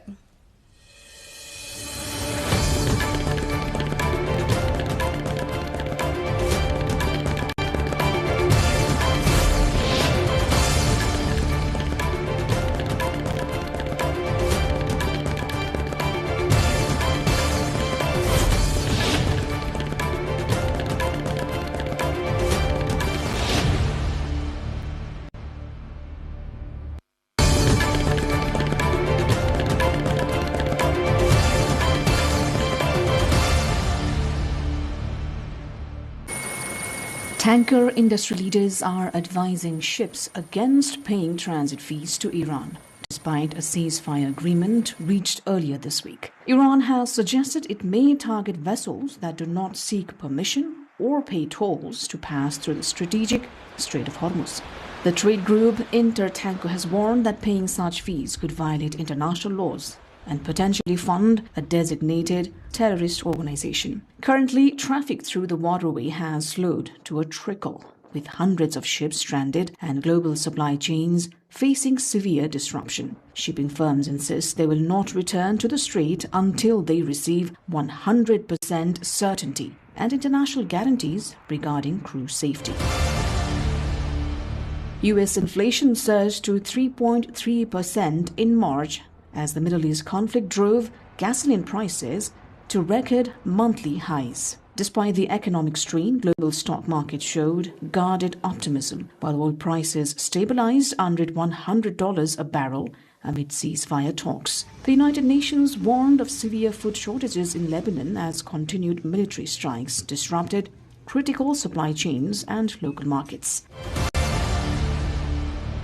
Rising oil prices triggered by the Middle East conflict are driving a surge in popularity for Chinese electric vehicles in the UAE.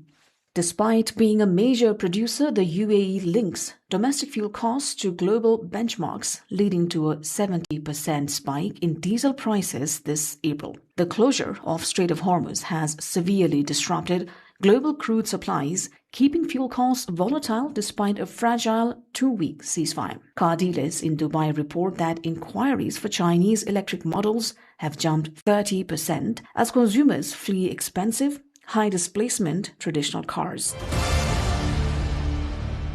Benin, a country in West Africa, is revitalizing its tourism industry by embracing its complex history and cultural heritage. The coastal town of Ouidah serves as a central hub where the restored Door of No Return honors those lost to the transatlantic slave trade. Beyond history, the government's working to demystify voodoo through cultural festivals like Vodun Days, which now draws millions of attendees. Significant infrastructure projects and eased visa rules are part of a national strategy to make heritage a primary economic driver. Recent laws even allow descendants of enslaved Africans to reclaim Beninese nationality as a gesture of justice and reconnection. From the Python Temple to the towering Amazon monument in Cotonou, Benin is inviting both locals and the world to explore its unique identity.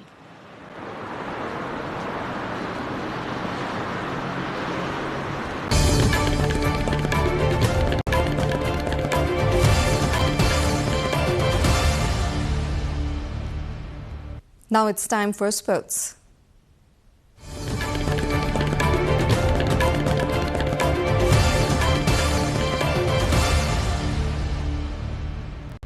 At a time when Kho-Kho has brought Nepal recognition on the global stage, the 8th men's and 7th women's national Kho-Kho tournament has begun in Kathmandu with the aim of further developing the sport.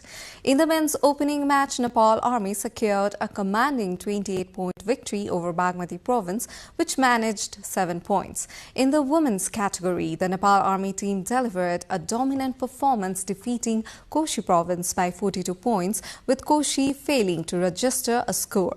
The 4-day tournament features participation from all 7 provinces, with 8 teams competing in the men's division and 7 in the women's. Arsenal's title hopes were dealt a major blow as Alex Scott's second-half strike gave Bournemouth a 2-1 victory at Emirates Stadium. A defeat meant the host missed a chance to extend its lead at the top of the table to 12 points before second-placed Manchester City's game against Chelsea on Sunday. Arteta's side remains top of the table but has played 2 more games than Manchester City now. It must also travel to Manchester next weekend to take on Pep Guardiola's side. Now, in the other news, firefighters have brought a blaze under control after it damaged part of the roof of the Olympic Velodrome in Rio de Janeiro. Officials confirmed that no injuries were reported in the incident. The cycling track inside the venue remained unaffected, and the nearby Olympic Museum, which houses some memorabilia from the 2016 Games, was not damaged. The cause of the fire has not yet been disclosed, and authorities said further assessments are underway to determine the extent of the damage. Investigations have been launched to establish how the fire started.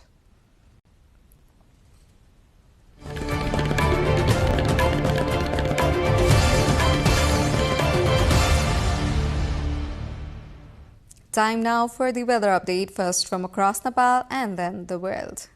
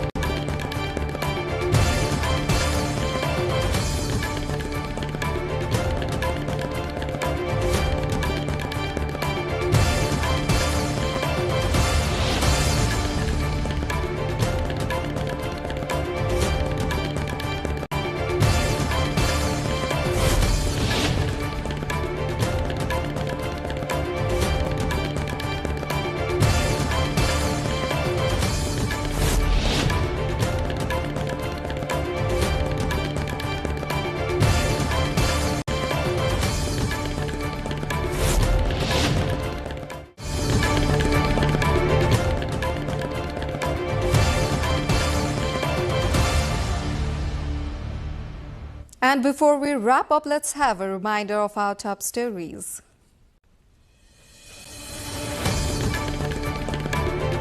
Nepal's Department of Immigration eases rules for migrant workers, clarifies additional documents not required. Nepal's foreign minister calls for shared responsibility amid global crisis, emphasizes link between mountains and oceans in environmental stewardship. Modernization and youth migration threaten cultural festivals of Nepal's indigenous Koch community, festivals now sustained solely by elders. US and Iran began direct talks in Pakistan seeking end to 6-week war. Trump wants Hormuz to open with or without Iran's cooperation. NASA's Artemis 2 crew returned safely after historic lunar mission, also sets record for farthest human travel from the Earth. And Erika Grung enters into Karate 1 Premier League final to face Kazakhstan's Sofia Barultseva for title clash tomorrow.